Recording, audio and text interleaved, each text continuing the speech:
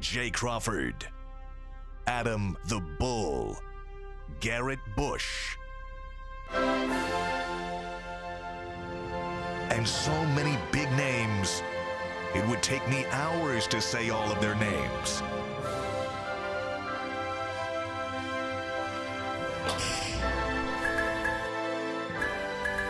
The ultimate Cleveland sports show. Booyah! D- for the weekend. D-. No D-, man. Welcome to the Ultimate Cleveland Sports Show. The 4 games were for you. Oh, just as I thought. The only game I was mad at was my man Dak Prescott last night. He was awful. What do you grade the 4 games? F. I went 0 for 4. I went 4. I think I might have 2, actually. No, Jay, you went 1 and 3. We'll get to those later, but you are now 2 and 8 on playoff picks so far. What was I, Mikey? I decided Brad, to go bold on everything. You're tied for first place right now. I told you what was happening. Listen, I honestly, after last year, remember, all 4 games last year came down to the last play, which is we'll never have that again. That ain't gonna happen again. So, granted, the bar was super high and we could never reach it. Yeah. But I didn't. None of the games were compelling to me. None of them. There was. I wasn't so much worried about the game. The subplots. The subplot. First of all, DeMar Hamlin in the building was there. Yeah. Could Patrick Mahomes fight through the ankle? Would Dak Prescott show up?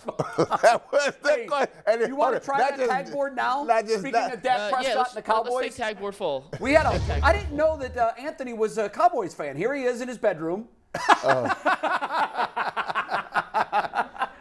Way to go, Anthony! I told you. I think he speaks for Cowboy Nation. Man. Right now. They are hot in Texas. Dak Prescott. I mean, it's one thing we always, G and I always talk about, you get the bag, right? Right. But Dak Prescott got the bag. He got in the bag.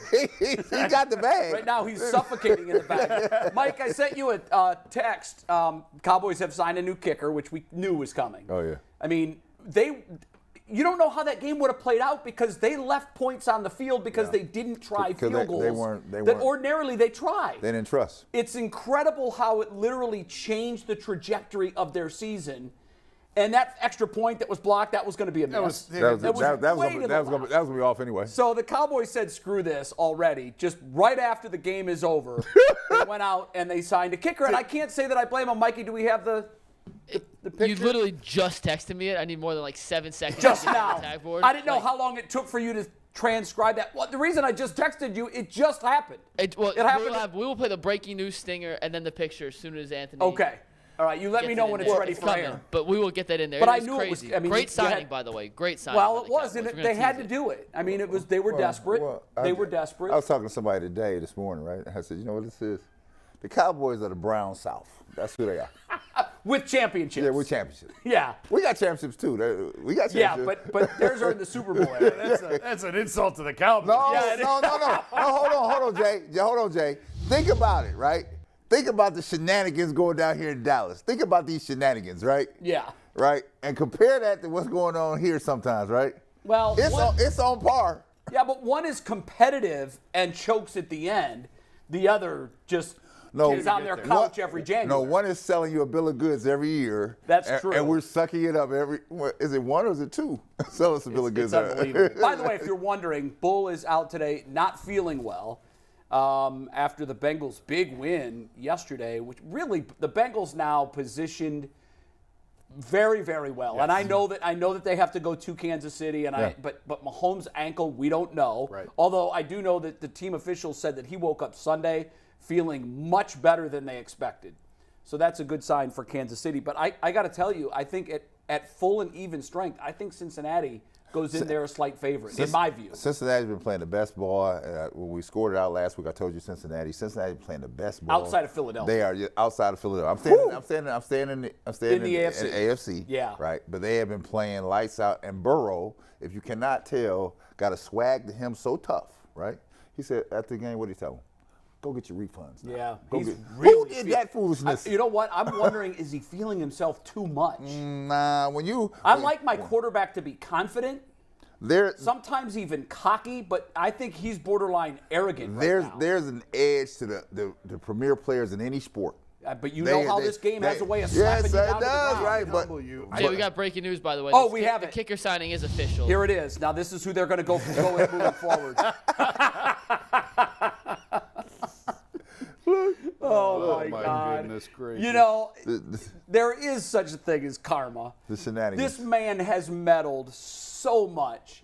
He is so in the weeds with this organization. He is so clearly proven that he put his foot into success early on in his years, having the right coaches and then firing the right coaches in Jimmy and Barry. Yeah. And they haven't made it an NFC Championship game since 1995. Guys, we're going on an almost 30-year drought. Yeah. And there's only 16 teams in the NFC. You think maybe he'd hire a GM? Maybe. You would think. Maybe. You would think he would just say, okay, enough. Yeah. Who's the widely regarded best mind in football? Well- I'm going to pay him $3 million more than he's making right now. Why would you do that when they're going to AT&T Stadium in the droves? Right? Because for Jerry, it's about rings. It's not about attendance. No, and money. but I'm saying here, you talk about there's no impetus to be the push to make you want to say. Well, you saw the fan punch the television. Jerry thinks that he's the thing. He's the team. Well, he does, but isn't it time that he finally does some self-awareness check and realize he doesn't know football like he thought he did? People like that don't do that. They just don't. Even after 28 years of missing the NFC Championship Well, to game? Brad's point, if you haven't figured it out by now, you're probably not going. You gotta go But get he's it. running out of years. Yeah, and he there's is. something about your mortality that makes you self-inspect. That's you. That's not- everybody. That's not- human nature. that's- When you're getting ready to go, he does not want to die with the first paragraph of his tombstone being that once he got rid of Jimmy and Jerry, he couldn't do never anything. made it to an NFC Championship Couldn't do game. anything. Yeah. And that's what he's staring at right now. We're not gonna waste all our time on the Cowboys, but I tell you No, what. they're done. But I tell you what, karma is everything, right?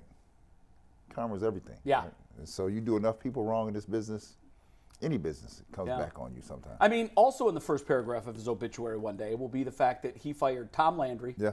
Jimmy Johnson, Sure did. and Barry Switzer. Sure did. You want one pretty good Cowboys coaches. fact that Yes. brings us back to the Browns? Yes. Who's the last Cowboys quarterback to win a playoff game against the 49ers? Bernie Kosar. There you go. Yeah, that goes back a minute. Wow. Yeah, that goes back a long time. Bernie, people forget, but Bernie did have to come in and play some in I think it was their last Super Bowl win when Aikman got hurt. 95. Bernie came in and played some meaningful games Did. and played well. I forgot about that. And played well. This was after the diminishing skills Right. and the Browns debacle. So- Obviously, so- there he is, our so- friend Bernie Kosar. So we learned some other things, and that the Browns have a way to go here because They do. I saw some quarterbacks this weekend. I was like, "Woo!" I know there's a lot of guys that are young and ready. Then I saw some teams that were like, "Woo!" These skill positions. Woo! Woo! Woo! Woo! Woo! Woo! Woo! Woo! The Eagle. We're going to touch on all of it. Busy show today. Chris Rose is going to join us coming up. I also want to send a shout out to G. Bush, who's going to be away from Yes. us for a couple of days. He's dealing with a family tragedy. G, you know we're thinking about you. Absolutely. We know you know we love you, and we're praying for your family and get well. I don't want to go into it. It's probably. I mean, he tweeted about it, so it is public. But if go to his Twitter page. Please send him your thoughts and prayers. I know a lot of you have already done that, and we send our thoughts and prayers to your family during this time of despair and need. And I imagine Bull will probably be out a day or two. He's back Wednesday. I'm glad he didn't decide to come in because the last time he decided to work sick, I texted we had that. throw-up gate. I texted to Steve. We don't need Bull puking on camera. again. No, we don't. Stay home, Bull. Now, oddly enough, the last time he was sick was when they lost in their season opener. Yeah. And as soon as we started talking about the Bengals, he threw up. Oh, yeah. I thought for sure he'd be here to do a victory dance today. I know he's missing that. And I know, Bull, you're doing your victory dance at home. Get better. We need you on the show. Hopefully he'll be back in here Wednesday feeling much better. But the key thing is take care of yourself Remind me. and get better. Ask me later when we get to the Bengals what my kids said about the Bengals. Well, we're there right. because I want to start today by asking a question that really you can come at a lot of different angles. Because on one hand, the Browns probably have the two most impressive victories over the Bengals in the last two seasons. I don't even think that's a question. I think they do easily have the two most impressive victories over what looks like now could be a two-time defending AFC champion if they can find a way to get past Kansas City. How wide is that gap, Jason, between what is, with Kansas City now, the bar in the AFC, and the Browns who have, missed the playoffs and lost double digits the last 2 years. It's significant. Like, Is it? There's no other way to say it. That doesn't mean you can't narrow the gap, and I do think the Browns will close that gap with Deshaun next year. I saw a lot over the weekend of talk about look at where Joe Burrow is, look at where the Bengals are, the Browns, Deshaun better work. Well, guys, that's why Deshaun's here. Imagine if Baker Mayfield was still the quarterback of this team, had the type of year he just had. Imagine what you'd be saying then. Yeah. You'd really feel like you have no hope and it's a lost cause. Mm-hmm. At least now, theoretically, you have a quarterback who can get you in that game. He did not play like it the last 6 games for the most part. He had some glimpses here and there. Obviously did not play to the level that we expected for a $230 million guaranteed quarterback. But it's still in there. And so that's where I think you have to lean on the hope that he is the piece that can narrow that gap. But certainly it exists. I saw stuff all weekend about the coaching disparity and look where the Browns are compared to the other 3. Yeah, I'd put Kevin last in the division. You have to. Right Mike now. Tomlin's been to the Super Bowl. Zach Taylor's been to the Super Bowl. John Harbaugh's been to the Super Bowl. Oh, yes, he's 4th. And it's not even really you don't even have to think about it. No, but that doesn't. But it's almost not fair, too. I mean, you put him in other divisions, he wouldn't be the worst. He wouldn't be 4th. But he just happens to be in a division where these coaches have all been to Super Bowls. And so, yeah, I mean, I have him 4th. But, again, I don't think it's a gap that can't be closed. Let's wait and see what they do this offseason. They have to rebuild the front 7. They need another playmaker on offense. I think that there are more needs than they can fill in one offseason. I do think that. And that means guys that are here now that disappointed this year are going to be back. And you're going to be counting on them to take a step. Whether or not they can do that, we'll see. So I can understand why fans are frustrated. I don't think it's a lost cause, but certainly I understand the frustration. One of the big differences is this defense. It's stunning to me how far this defense has come in 2 years. And Bengals. Yeah. Mm-hmm. And when you watch them, they have good players. Everybody plays their role. Yeah. Mm-hmm. They communicate well. They don't have blown coverages. They never get gashed for really big plays. I'm just wondering as we're sitting here, I know it feels like the gap is a mile wide, but I'm just wondering if we get this coordinator position right, which it feels like we have, we've seen what a good coordinator can do with a mildly above average talent. They are not dripping with superstar talent over there. I don't know that the gap is as wide as it seems, particularly when you look at how well they've played them the last 2 years. Let me tell you what my perception is. My perception is that the Browns, with the added pieces that are necessary here to make this team elevate, if we can acquire those, puts in a much better position. I don't think it's drab and dreary as people think. I think that hopefully Schwartz comes in to put his stamp on the defensive side. Mm-hmm. I wish Stefanski would step away from the OC side of the thing and just run the program, right? Or perhaps even run it like Andy Reid does in Kansas City, where he calls some of the plays. But Andy Reid is not the primary play caller. But Bieniemy is there doing his thing, right? He is. Right. And he trusts him. Right. And this is what I think is lacking here, right? Because I'm watching all these programs all these teams that were in the playoffs, right? They had designated OCs, designated defensive coordinators, and they stood behind them, right? Yeah. We're going to win or go on this thing, right? We're going to win or go. And what happens here in Cleveland, it all gets muddled up, right? It all gets muddled up, and there's no accountability at the end, right? There's just none. And so I just think that as I look back and scale back, I agree with Jason. I said it Friday. I'm banking on the fact that Watson is going to return to Watson at some point, right?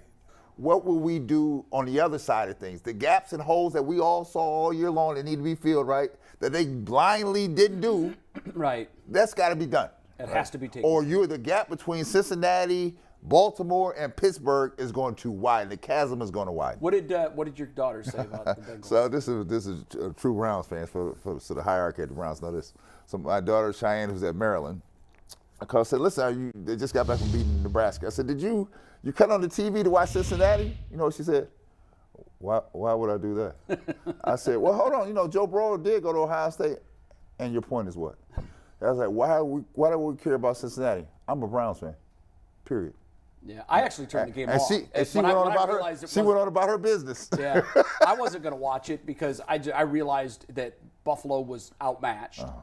And I just really don't have much interest in watching an AFC North team celebrate another victory. But I will say, in reading a lot of the post-game clips, I don't know. Maybe you want your team to have that edge, but I prefer my team humble and know how to win and the fact that they got all bent out of shape over the fact that the Bills had a link up that was selling. You had to do that. The NFL provided that. I would, but I'm gonna tell you, as a player, I've been mad too.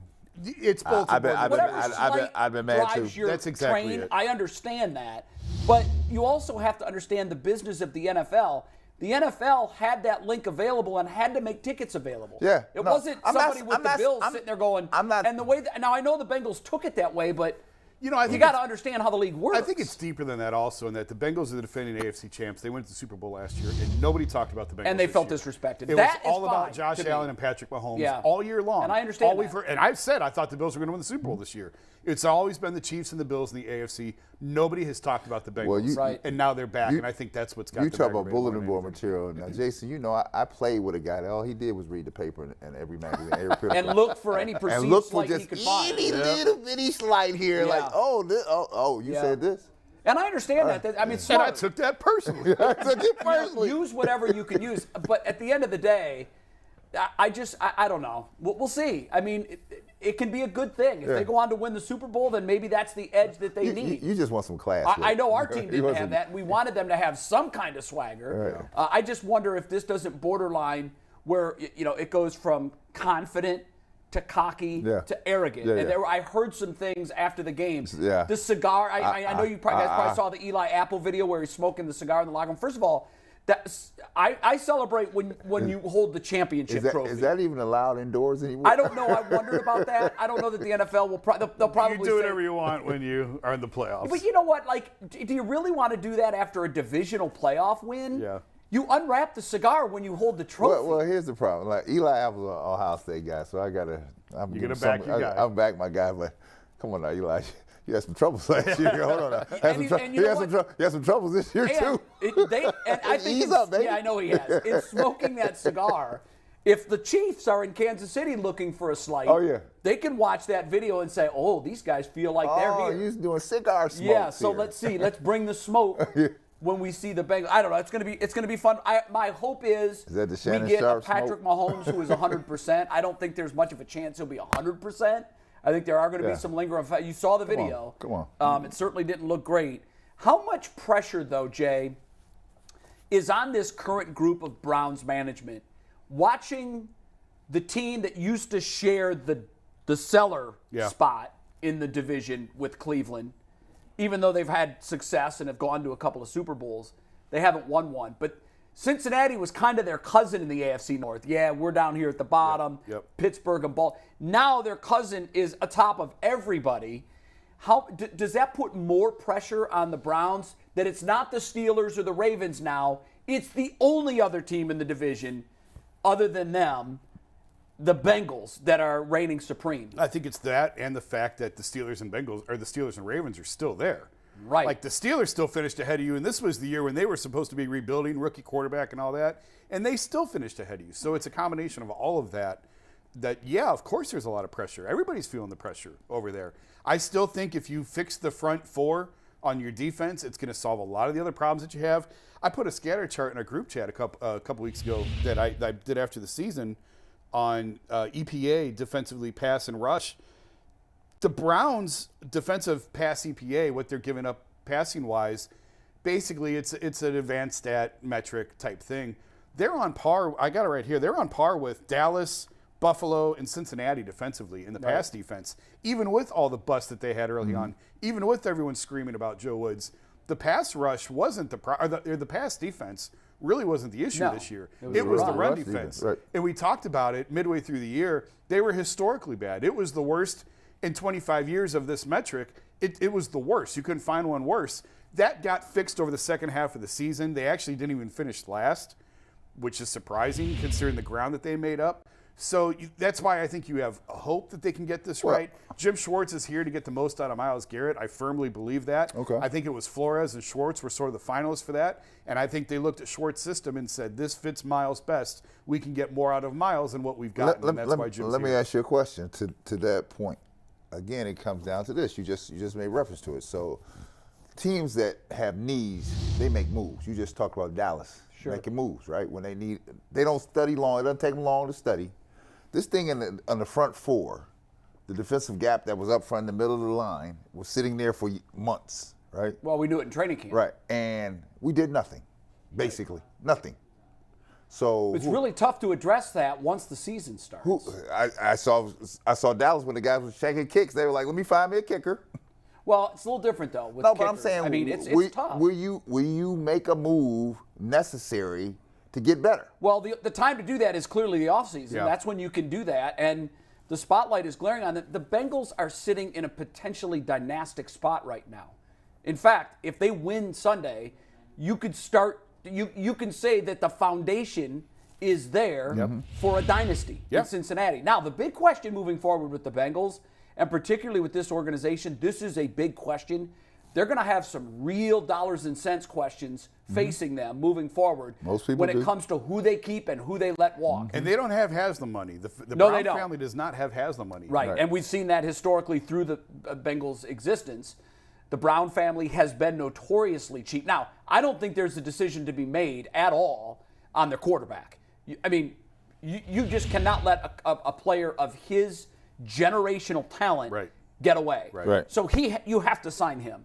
Chase is going to command top dollar. Yes, he is. So if you tie up what it's going to take at market value to keep those two, you're in real trouble when it comes to the salary cap. And we've seen in the past when teams have that quarterback on the rookie contract, it allows them flexibility with more money to spread across the table. For that a period pool of time. shrinks up in a hurry and dramatically once you get those players on second contracts. So what they are moving forward, it's really everybody looks at Cincinnati right now and says they're young, they're explosive, they're going to be a dynasty for the next 10 years. I think that's a big stretch because you just don't know how much of this talent they can keep. I don't think you can. In today's professional sports, it's hard to string dynasties together for a decade. It's just not set up that way. But the thing is, they have done the necessary things to make themselves better.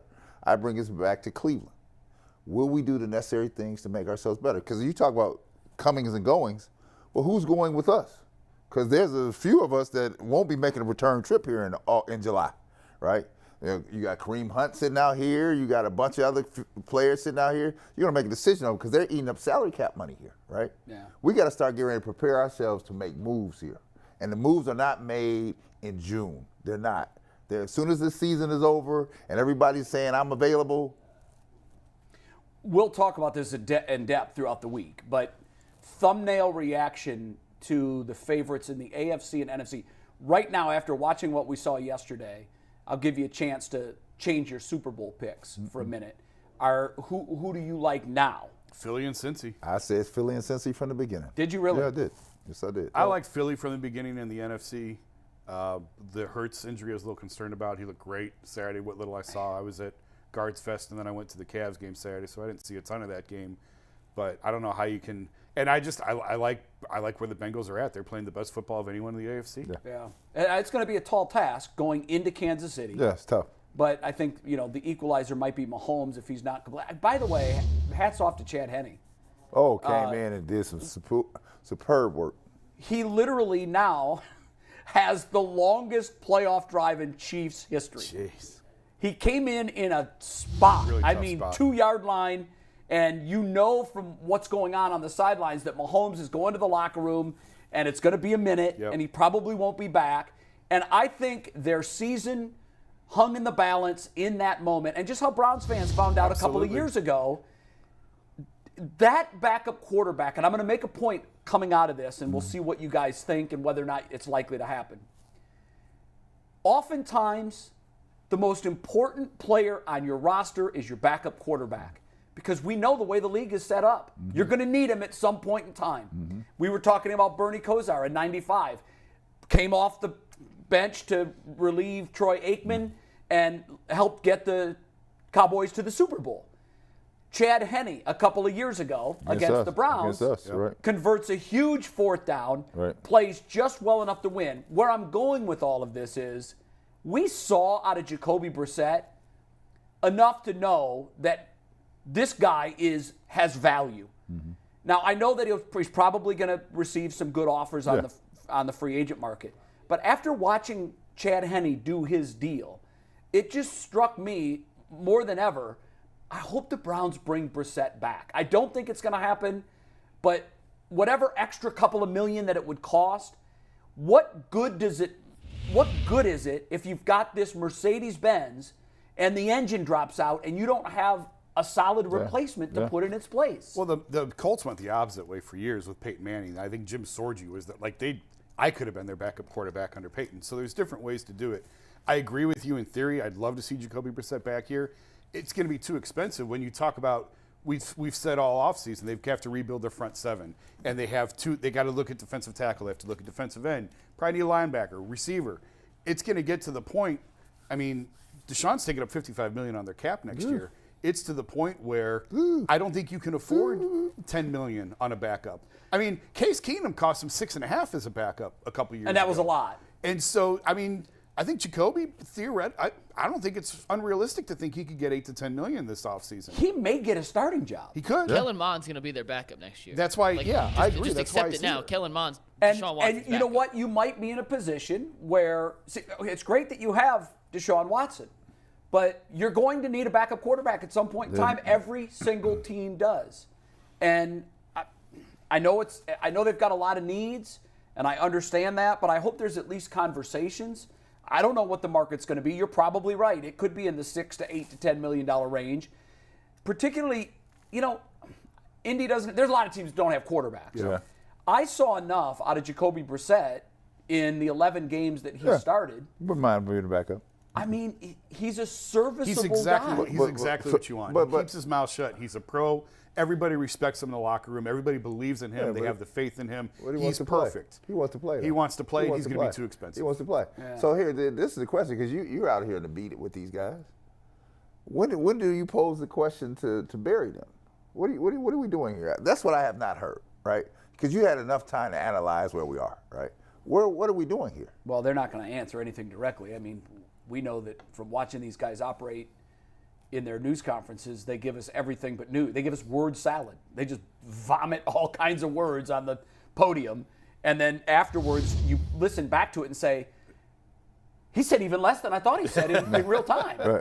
Because I watched back the season ender, and I thought, my God, these guys are artful dodgers. They just know how not to answer questions. So we really don't know where they stand on that. Everybody knows what the needs are. Which is a problem, because you have a dedicated fan base here that no matter what. Did you see Jim Donovan's rant a couple weeks ago? It was I saw it. Yeah, it was great. It was awesome. I like, you have a dedicated fan base. They deserve the answer. We want to know. Tell me what you're thinking here. And you know what? A lot of people, I put it on my Twitter feed. Most everybody was seconding exactly what Jimmy said. Mm-hmm. He got it right. Jimmy gets us. Jimmy Haslam does not. But there was a lot of defense of the Haslams, which I was kind of shocked at, or just the front office, saying, why do we need to know? What difference does it make what we know? Listen, excuse me. If we're going to the playoffs every year and this organization is having all kinds of success, we don't need to know. But that's not the case. The fact of the matter is, we're on regime number 10,000. Yeah. We don't know who does what in the front office. We don't know what DePodesta's role is. We know he doesn't live here. How invested in this whole thing can he be? So I think fans do have a right to know some of this stuff. And that's what's interesting, because Chris Antonetti never says anything. Mike Chernoff never says anything. No, but they win. They never give anything up, but they win. Yes. Kobe Altman hardly ever talks, and when he does, he doesn't give up a ton. But, the Cavs are in a good spot now, so nobody says anything. Right. So that's the difference in winning and losing, because all organizations pretty much operate that same way, where GMs don't talk very much, and when they do, they don't say anything. The difference is all organizations aren't mired in a 30-year losing streak. Right. No. So obviously with losing comes questions. How fun do you think the post-mortem news conference is going to be today in Dallas? Woo! McCarthy, I don't know how safe his job is. Yeah, I'll tell you what. What the hell was that last play of the game, by the way? That was crazy. That was amazing. Has anybody seen Ezekiel Elliott since that play? I'm worried about his safety. In fairness, you got 75 yards in one play. So Watch Zeke. Bam! There is no good option. There is no good 75-yard play call in that instance. But and clearly the thought was, I get the thought. And you know what? when there was the timeout before the play and I saw what they were doing, my wife said, where are the big guys? And I go, that's just it. He wants 11 skill players on the field. That's 11 fast, hard-to-tackle players. I don't know what he's got up his sleeve here, but they've worked on this. Right. And I'd be very nervous if I was San Francisco. And Nope. I mean, poor Zeke. He was a sacrificial lamb. At least have the real center out there. I know. These are the shenanigans I'm talking about. But then as soon as the ball was caught, the receiver is absolutely depleted. I mean, you don't even see that in the play, but poor Zeke. I can tell you this. That's a meme forever. Yeah, forever. I could tell you this. If that's chopping his feet like, I know. I practice this. I'm ready. Boom. I'm not ready. If Dak Prescott thought Shady McCoy was on him for the last month and a half. I can't wait to tune in this afternoon because Shady McCoy gonna go deep on Dak Prescott. Deep. Yeah. There's a lot of folks that are dancing on Dallas' grave. I saw this. This is what I saw in the Dallas game. The look on Dak Prescott's face and the kicker's face.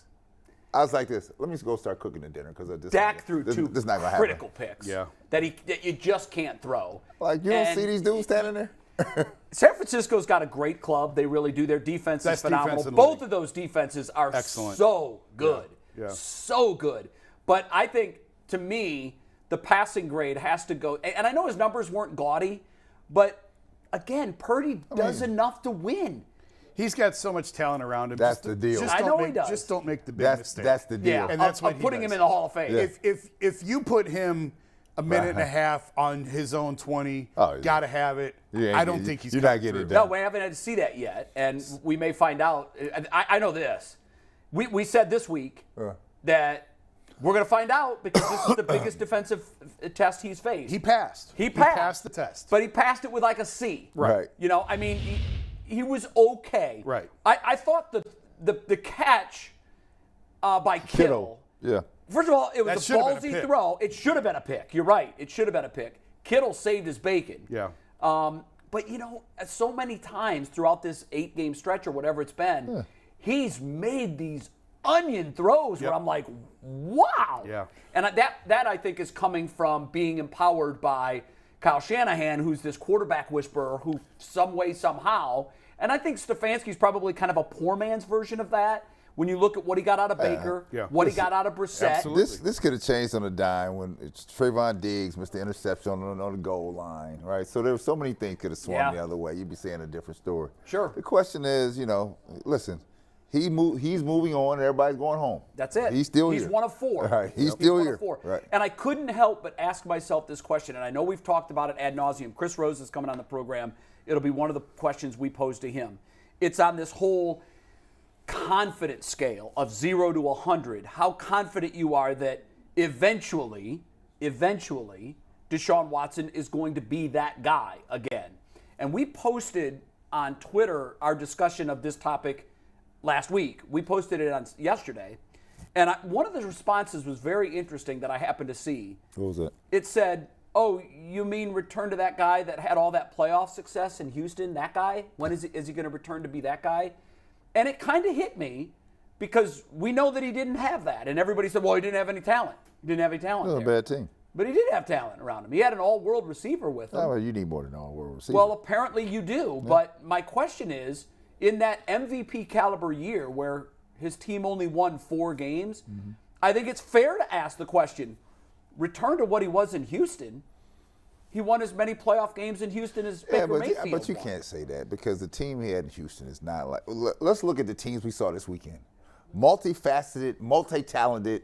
It wasn't just one guy. Well, that's how you win. Right, but he didn't have that in Houston. Well, he had a great receiver. That's one. That's just one. I mean, what do you want? That's just one player. I watched Cincinnati yesterday with a JV offensive line destroy the Buffalo Bills. There was one year where I thought Houston was the best team in the AFC, and I'd have to go back and look. And I remember talking to a couple of Browns players. I'm like, no way. And I thought that they could make a run, and I think that's the year they won the first game and then lost. But I think you look and listen, that's indisputable. He won as many playoff games as Baker. Yes, fact. Can't dispute that. I look at the physical skills of the quarterback and say, this guy's better than that guy. I want that guy because he's better than Baker. Is the proof there historically? Is the data there to back it up? No, not right now. But he's still young, and you hope that that can change. What scares me, though, is in that same vein, when he was doing what he was doing in Houston, you had a guy in Philadelphia that was doing the same thing and is roughly the same age who is fighting for his NFL life today.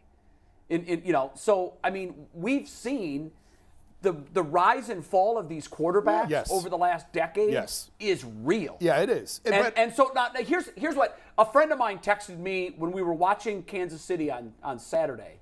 A friend of mine texted me and said, my eyes tell me in watching Mahomes, that's the kind of guy you give a $230 million guaranteed contract to.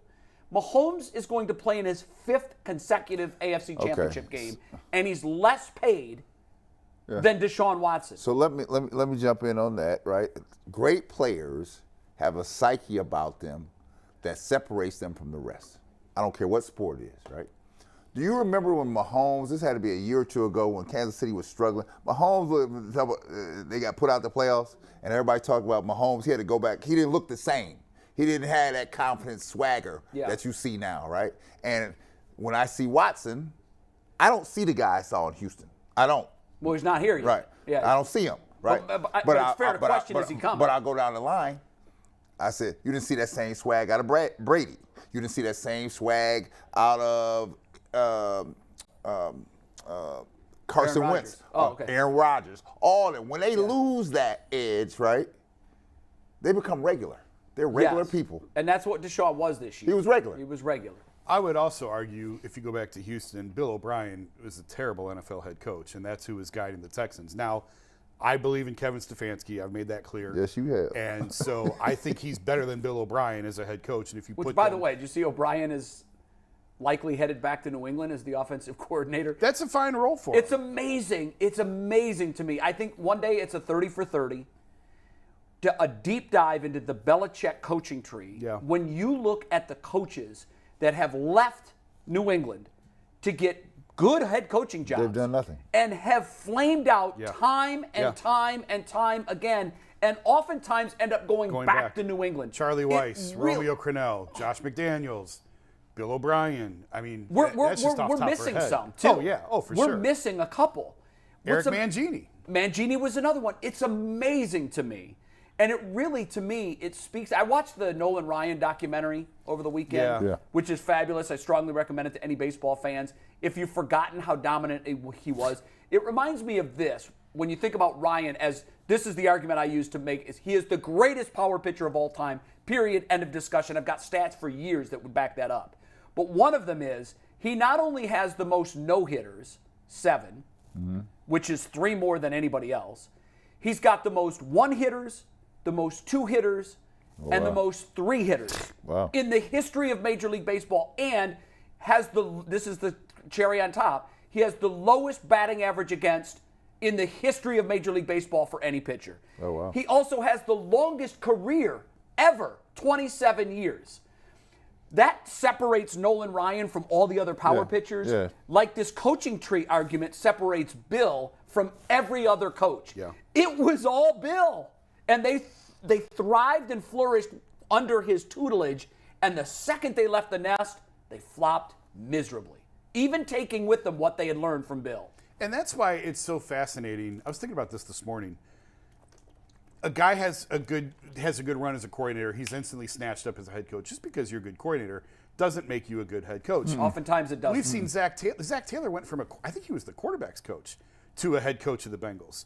So it's just because a guy has a good run as a coordinator does not necessarily mean he's going to be a head coach. It's just interesting to me how it's so hard to predict what the difference is when it's you in charge, when it's your job to run. Because you really are the CEO. And there's no 2 or 3 intangibles that you look for and say he's got that, and that. Okay, it's going to work. Like I like Stefanski. I think he's going to work, but I can't sit here and guarantee it, obviously. But I see the intangibles that I think I would want in a head coach. What's he going to work? As a head coach. As an AC? No, I still think The head coach. 100%. Yeah, I still like him as the head coach. But do you like him as the OC? I like him as the play caller. I'm in the minority. I think he should stay as the play caller. Tell me why. 7 of the 8 teams that played last weekend were offensive minded. No, just tell me why. I'm telling you why. 7 of the 8 teams that played this past weekend were offensive minded head coaches in charge. Half of them that call their own plays. There's no right or wrong way to do it. Dayball doesn't. Nick Sirianni does not. Kyle Shanahan does. Andy Reid does. He splits it. So Jason, do you think he does a good job of doing both? I think he needs to be more involved. I think he should have been more involved on the defensive side. Can you do both? Yes, absolutely you can do both. But I also think a big reason why Jim Schwartz is here is so that he doesn't have to mess with the defensive side. Right. I've heard stories about how little Kyle Shanahan is involved defensively. He's not involved at all on the defensive side of the ball. Yeah, he's got a great DC, and he trusts his defensive coordinator, and they have a great defense. I think that's why Jim Schwartz is here, to put that trust in him, to fix it and get it right, to where he doesn't have to be involved. Right. It falls on him. We've established that. He's the head coach. It falls on him. If he can get it set and fixed to the point where he doesn't have to worry about it, all the better. And I think that's where they're trying to get this thing to. But I think we make too much out of the play calling. I really do. There's no one way to do it. There's teams that have had success with a head coach as a play caller. There's teams that had success with a head coach not being the play caller. We also have to remember, too, we tend to think that, Stefanski was with the Vikings for a million years. He only called plays 1 year. 1 year. Yeah. He was a play caller in Minnesota. And so we have to take that into account, too. He's still learning how to handle the game management. I think he's done a nice job as the play caller. I think he's gotten more out of Baker than anybody else. Baker did have a great rookie year. Kevin was great with him. He got more out of Jacoby Brissett than anybody else. We just assume Alex Van Pelt would have the same type of success. I look at it and go, we know this is working. Why would you change it? You just have to fix the defensive side. If the defensive side was better, nobody would be arguing about this. Let's bring in Chris fix Rose. The defense.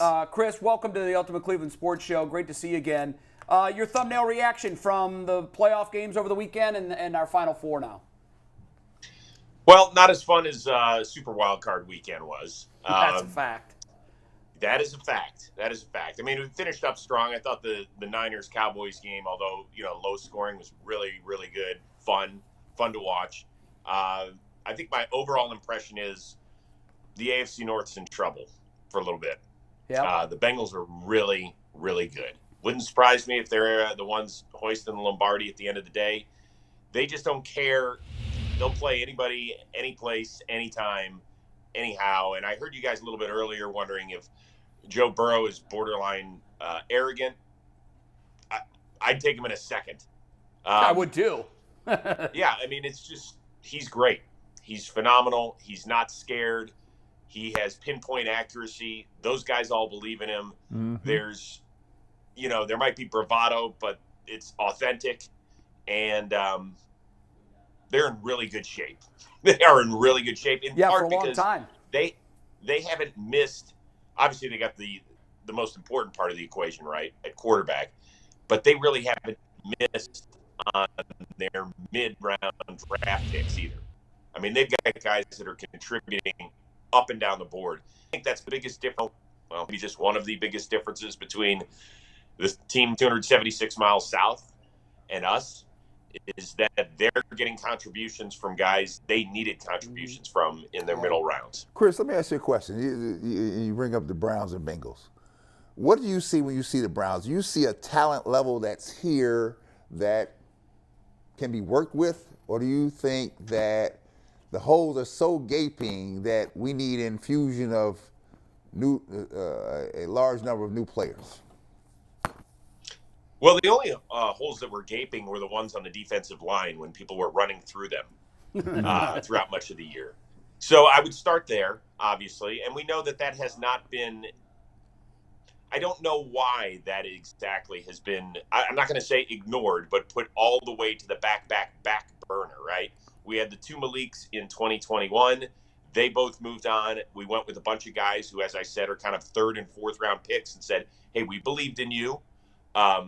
You guys are going to be our people and prove it to us. And I think what they showed was that we need help. We need a massive amount of help along that defensive front, unless your name is Myles Garrett. And I think that he'll stick around. I would still give him another opportunity, wink, wink. And then we really need to improve that part of the team. They need to get faster, and I think that has shown up. They need more contributions outside of Cooper and Peoples-Jones. I mean, this is nothing new, really. So there is a bit of a talent gap, and I'm surprised. When I was calling games in August, I was like, wow, this defense is as fast as I can remember. Even when our teams were great in the 80s, we didn't have the type of speed on defense that we did going into last year. And for a bevy of reasons, it did not work out. Chris, what's the priority? New defensive tackles or another edge rusher opposite Miles? What comes first? Both. Both. Yeah, I mean, it doesn't. Whoever is best in the middle of that second round, you snag him. You know, in years, there have been more and more edge rushers available. I haven't really started doing my draft prep, so I sit down with our guru at NFL Network with Daniel Jeremiah, and I get like an advanced class in draft prep 101 every year. And so he kind of gives me a strength and weakness of each position, and we go over a ton of guys because we get this huge notebook in a couple of weeks with like 330 draft eligible players.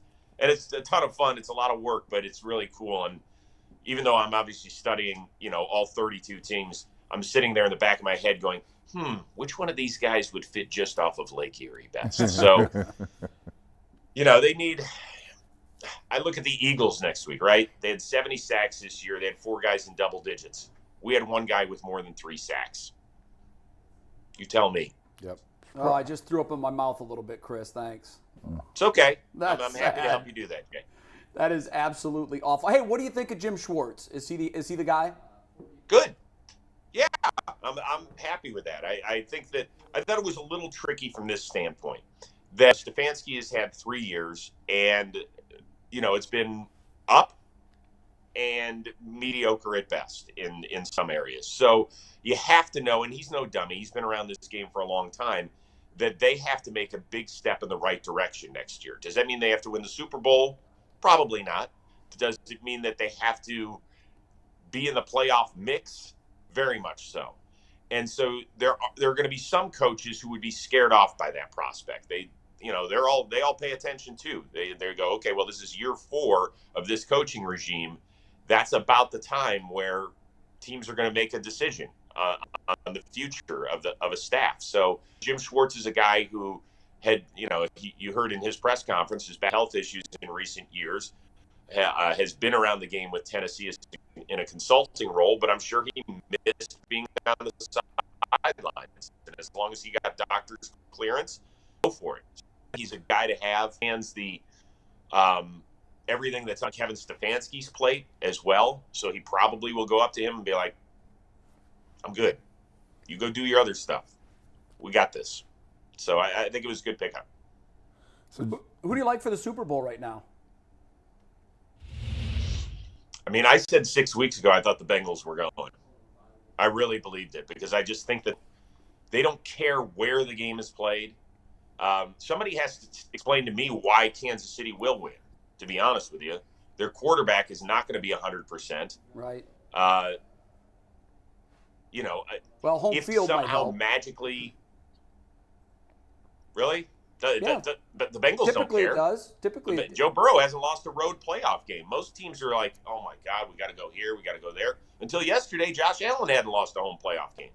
Look so at the that. Bengals Burrow don't. That's my 3-0. point. Burrow 3-0 against Mahomes head-to-head. Yeah, that's the other thing. I mean, I almost think there's people more pressure will say, on them. well, Kansas City had a 14-point lead in that first game and lost in Cincinnati. They had an 8 lead in the AFC game and then lost. And this year, I think it was week 13 or so, they had a 7-point lead in the fourth quarter and lost. So Kansas City had the lead in all this stuff. Okay.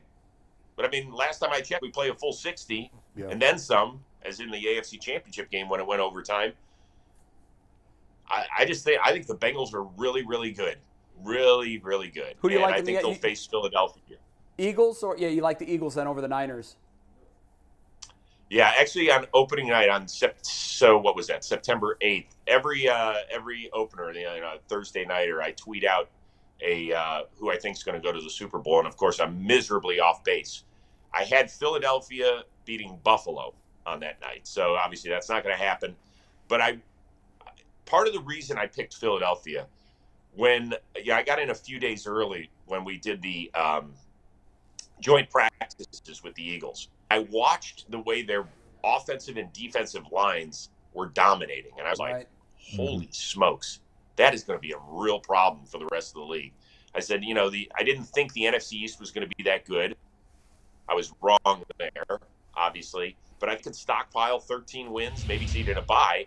It ended up they did get the 1 seed, and they just thrashed the Giants. Now, Shanahan, I think, is an exceptional play caller, but he's going to have to really be on point because as miserable as Dallas's defense made it for Brock Purdy at times yesterday, that it's going to get cranked up a few notches with Philadelphia. Chris, I'm wondering if Cincinnati does win this weekend, and I agree with you, I think they will, what's the narrative around Kansas City become? We've already heard a little bit of sort of not quite reaching expectations. Two Super Bowl appearances, 1 Super Bowl championship. If they fail to get back and Cincinnati goes 2 years in a row, do we start asking more questions about Mahomes and Andy Reid about being overrated?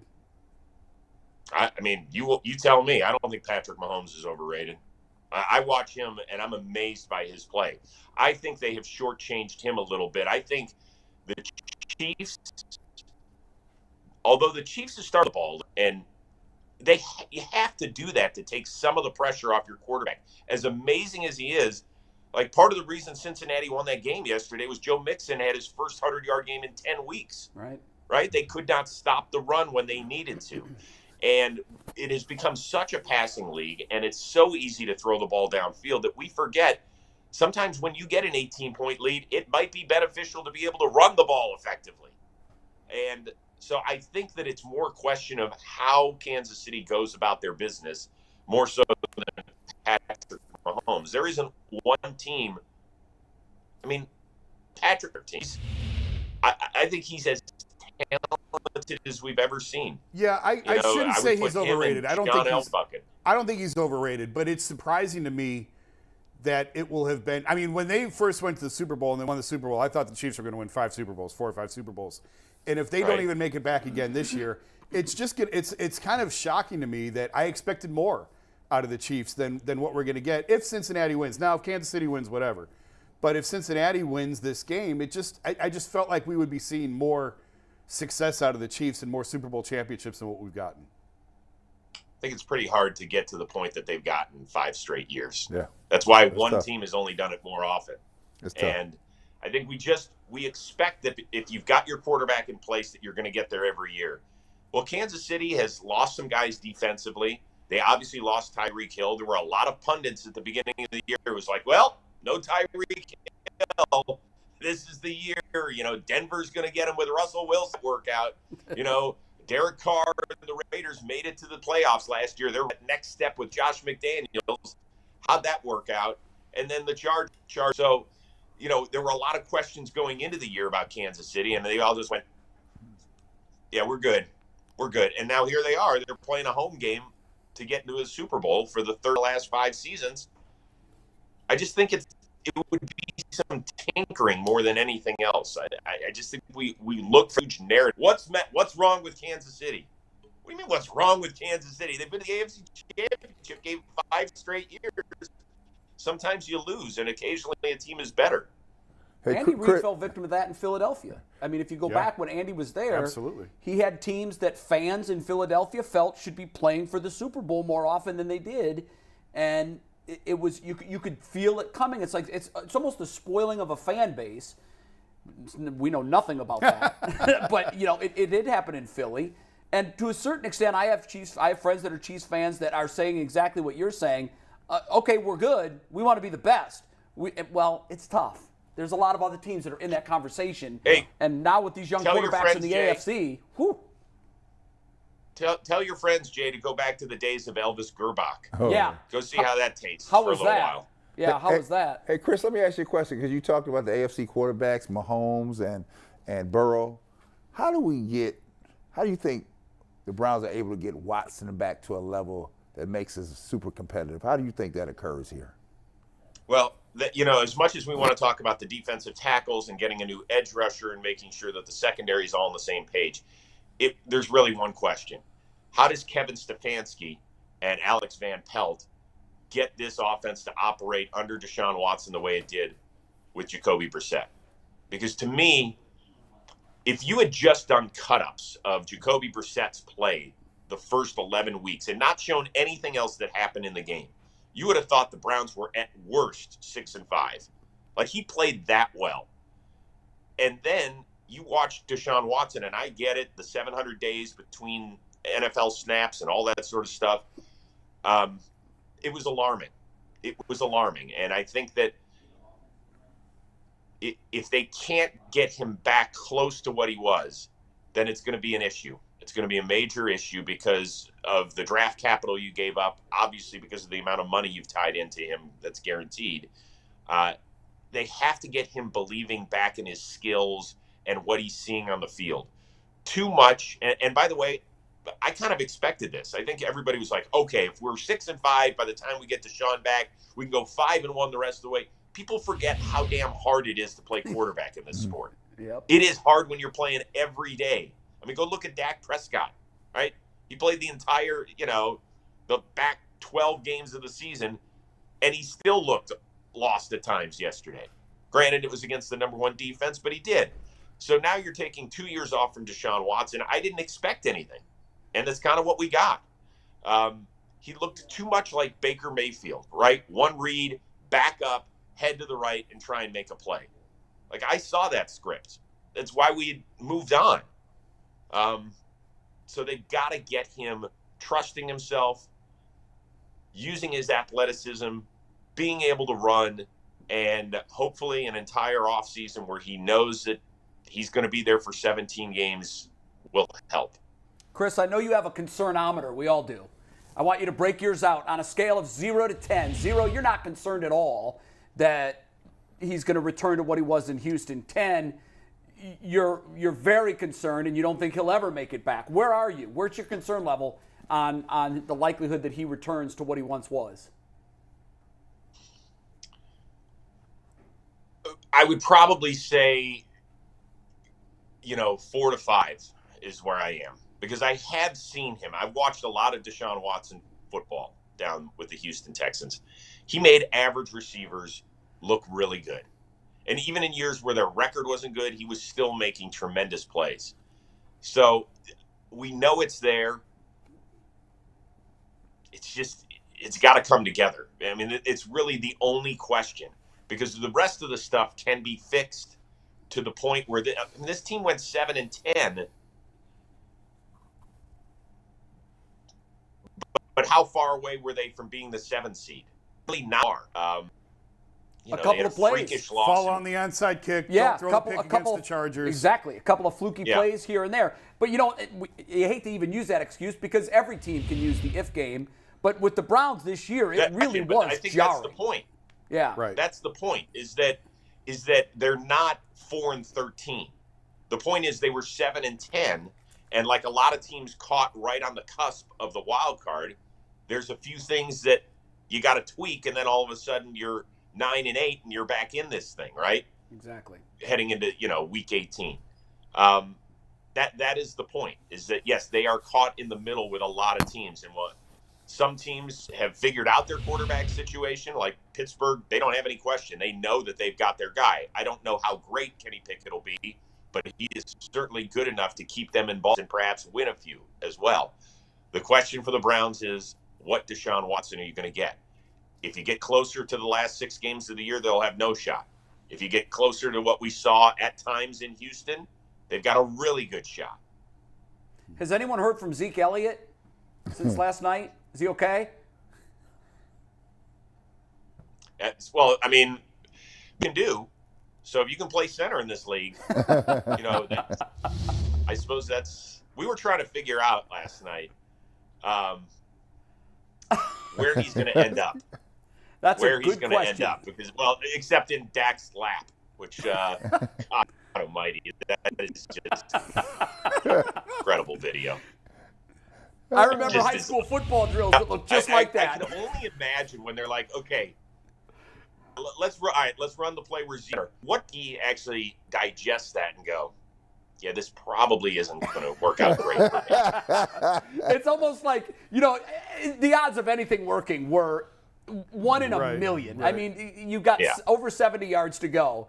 There's the conventional way of doing it, which you can't throw the ball 75 yards. So you're thinking you're gonna have a series of laterals and you're gonna take your chances. Right. That was one way of doing it, but I'm pretty sure that we'll never see that again. You know what that reminded me of, honestly, was Varsity Blues when the fat guy goes, "Is this the play where I run down there and act like I'm lost?" Like, that's exactly what came to mind. Hey Chris, question: Who's getting roasted over the fire in Dallas today? McCarthy? Well, once again, did you expect the Cowboys to go into San Francisco and win yesterday? I did. I was very hopeful. You expected them to? I was very hopeful. I expected them to cover. Well, there's a difference between. Did you think they were the better team overall? I thought the way Dak had played last week. I'm not a sold on a Purdy guy. Chris, right? it wouldn't have been a mind blow if they had. I mean, particularly when you're looking at a rookie quarterback. I think everybody thought this game would be close. In the end, it was close. It was a one-score game. It was close. But no, I don't. That was the best Dallas's defense has played in months. That was their defense played exceptionally well. Let's remember, the Niners had won 11 straight going into yesterday. 11 in a row. Yeah. They were beating teams by an average of 16.5 points per game when Brock Purdy was under center. So they're going against a rookie court. They were kicking everybody's ass. They were killing teams. Now, I get it. They weren't as good as the Cowboys.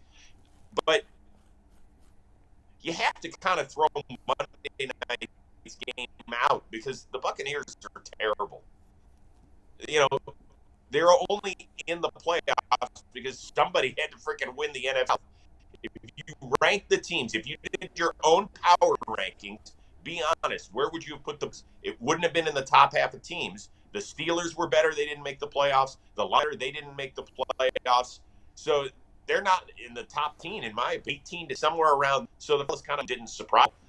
It's just they're a little short. I think the Amari Cooper trade burned them bad. They didn't have any they could rely on outside of CeeDee Lamb. So you don't think Jerry's going to make any coaching staff moves? No. Did you see that he signed a kicker this morning? Defensive coordinator. Did you see he signed a new kicker this morning? Yeah, man. Of course. Do we have the picture of the new kicker? I saw him. Yeah, he looks great. The thing is that with the helmet, he does. He'll keep the aging process down. So, that guy's he's actually only 28. So he's the Benjamin Button. Hey, Chris Rose. That's creepy. The Cowboys cannot be bringing Dak Prescott back. They cannot. The people in Dallas are tired of it. He's making $40 million. What are the options? I don't know. I don't know, but I don't see him under center next year. Hold on. Okay, so your choices are Jimmy Garoppolo, Derek Carr, and by the way, with eating all of this money that you would have to eat. Yeah. Jacoby Brissett. Yeah, Jacoby Brissett. Baker Mayfield's out there. Yeah, he is available. He can be had. He would sell some tickets. Hey, let me ask you this. This is a hypothetical. Not that it would ever happen. It can't happen. But would you right now, if you're the Browns, would you take Dak Prescott and give up Deshaun Watson right now? No. Wouldn't do it. Wouldn't do it. His face yesterday. Here's why I wouldn't do it. That's interesting that everybody quickly said no.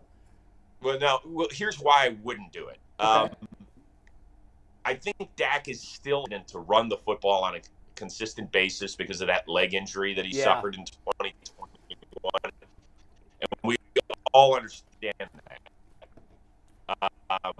Or we all, that 2020 but have to be extend plays with your legs. He had yesterday to run the football against San Francisco. It's one of the many reasons I like the Eagles over the Niners this week is that they do have a little bit of trouble with guys who can keep plays alive and can beat you on 8 to 12-yard runs. We know that Jalen Hurts can definitely do that. I mean, he's second in the NFL in rushing touchdowns. Watson's legs can be a valuable asset to the Browns offense. Well, we hope so. I mean, Last thing, real quick. What's going to happen with Lamar Jackson in Baltimore? What's the resolution of that? Is there resolution? Well, I've been on a couple of Baltimore radio stations, and I was like, of course he's going to stay. Like, have you seen the offense without him? I can't imagine they're going to do an about face and just unpack their offense again. Let's remember when he was a rookie, 2/3 of the way through the year, they changed their offense and took over for Joe Flacco. I don't think that's what they want to do, in particular because they're not built for a downfield passing game. Like, they're built for Lamar Jackson to run it and to throw it occasionally. And let's remember, a couple of years ago, he led the NFL in touchdown passes too. But there's some weird stuff happening there. When you've got teammates like Sammy Watkins saying, dude, this is your chance to be a hero. This is your chance to come out of the locker room and say, I do have that Superman logo on my chest. So they really have to sit down, have a powwow together, and figure out what the hell is going on. I think he ends up staying. And by the way, I think it wouldn't shock me if it was on the franchise tag for $45 million, the exclusive tender. So I think that he ends up staying. I don't think he's going anywhere. Yeah, it feels like it's headed for that franchise tag resolution, at least for the next season. Chris, always good to catch up with you. Enjoy the championship weekend next weekend. I hope it was a hell of a lot better than divisional weekend, because after the Super Wildcard weekend, this past weekend was a bit of a disappointment. But we'll see. NFL is always known for bouncing back. Chris, always good, man. Take care. Thank you, guys. I appreciate it.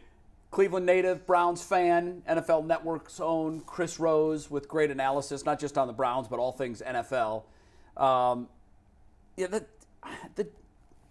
The Dak and Deshaun thing, it's funny that you guys quickly dismissed it. Yeah. They're making almost the same money, though, Jay. I know they are. I wouldn't. That's why similar money. Very similar. This is why I would not do I mean, Watson's is guaranteed. I don't see Dak Prescott. The Cowboys wisely have outs in their contract. I don't see Dak Prescott with the mentality to get me where I need to go. It's just funny that we said that, because here's a guy in Dak that, He's had far more success. Way more success. I mean, you can argue that better tools. Certainly better players around him. Better tools. But I don't know. You guys quickly dismissed it out of hand. Chris said that he would still stick with Deshaun. My concern is so high that we never see that same Deshaun Watson.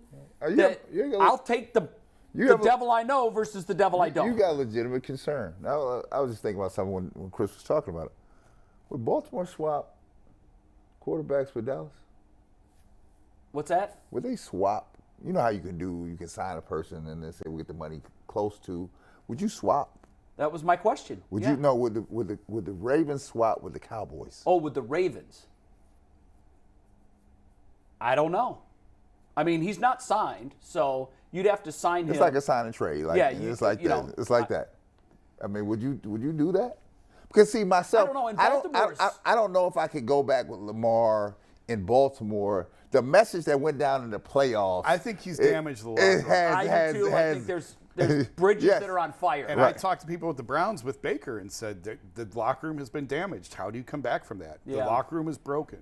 Because the guys who was lining up with expected him to show. That's right. And he was like, I'm not showing. Yeah. So he like, screw you. I'm not coming. It's funny how all the guys in other places in the league understood it. Mm-hmm. And, I mentioned last week the RG3 tweet where he said, this is what happens when you play with a damaged MCL. Yeah. I know. It ended my career. Here's the picture from it. It's pretty gruesome. Mm-hmm. But you didn't hear a lot of his teammates coming out and saying, hey, we get it, man. Nope. We get it. Right. And that's interesting. And I think there is damage in that They expect for him to show. So that's why I go back to it. I said, would you swap, if you were Cowboys, would you swap Dak Prescott for Lamar? I think probably from the Ravens' perspective, there's a lot of frustration over this contract situation. And so maybe they'd be open to it because could you imagine Lamar in Dallas? The media would break. It would break. Every network would melt down. Yeah. And you know what? Jerry would pay him whatever he wants. Yeah, because Jerry would he's the kind of player that Jerry would say at the news conference, this fella should have had a star on his helmet from jump. Yeah. You could almost hear it. Yeah. Do you think Dak could win a championship in Dallas, though, or is that ship completely sailed? I think the change of scenery could benefit both. I think Dak's days in Dallas are done. they're done, right? If I heard the tempo last night, it was like this. We're sick of this. Well, you know what was really, if you had forgotten how sickening their loss was last year, you were reminded of it this weekend when they kept showing the exact same thing happened. Last year, it was a terrible mental mistake. Dak decided to run the ball in the middle of the field yes. to get it close, and they never got the snap off. And it's almost like Groundhog Day when Bill Murray hit the alarm clock.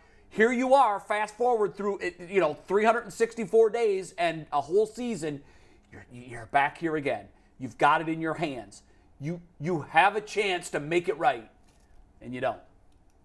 And that's frustrating. We saw the Cowboy fan who's buying a new television this morning. I imagine there were a lot of TVs that were broken in the Dallas-Fort Worth area while that game was playing out.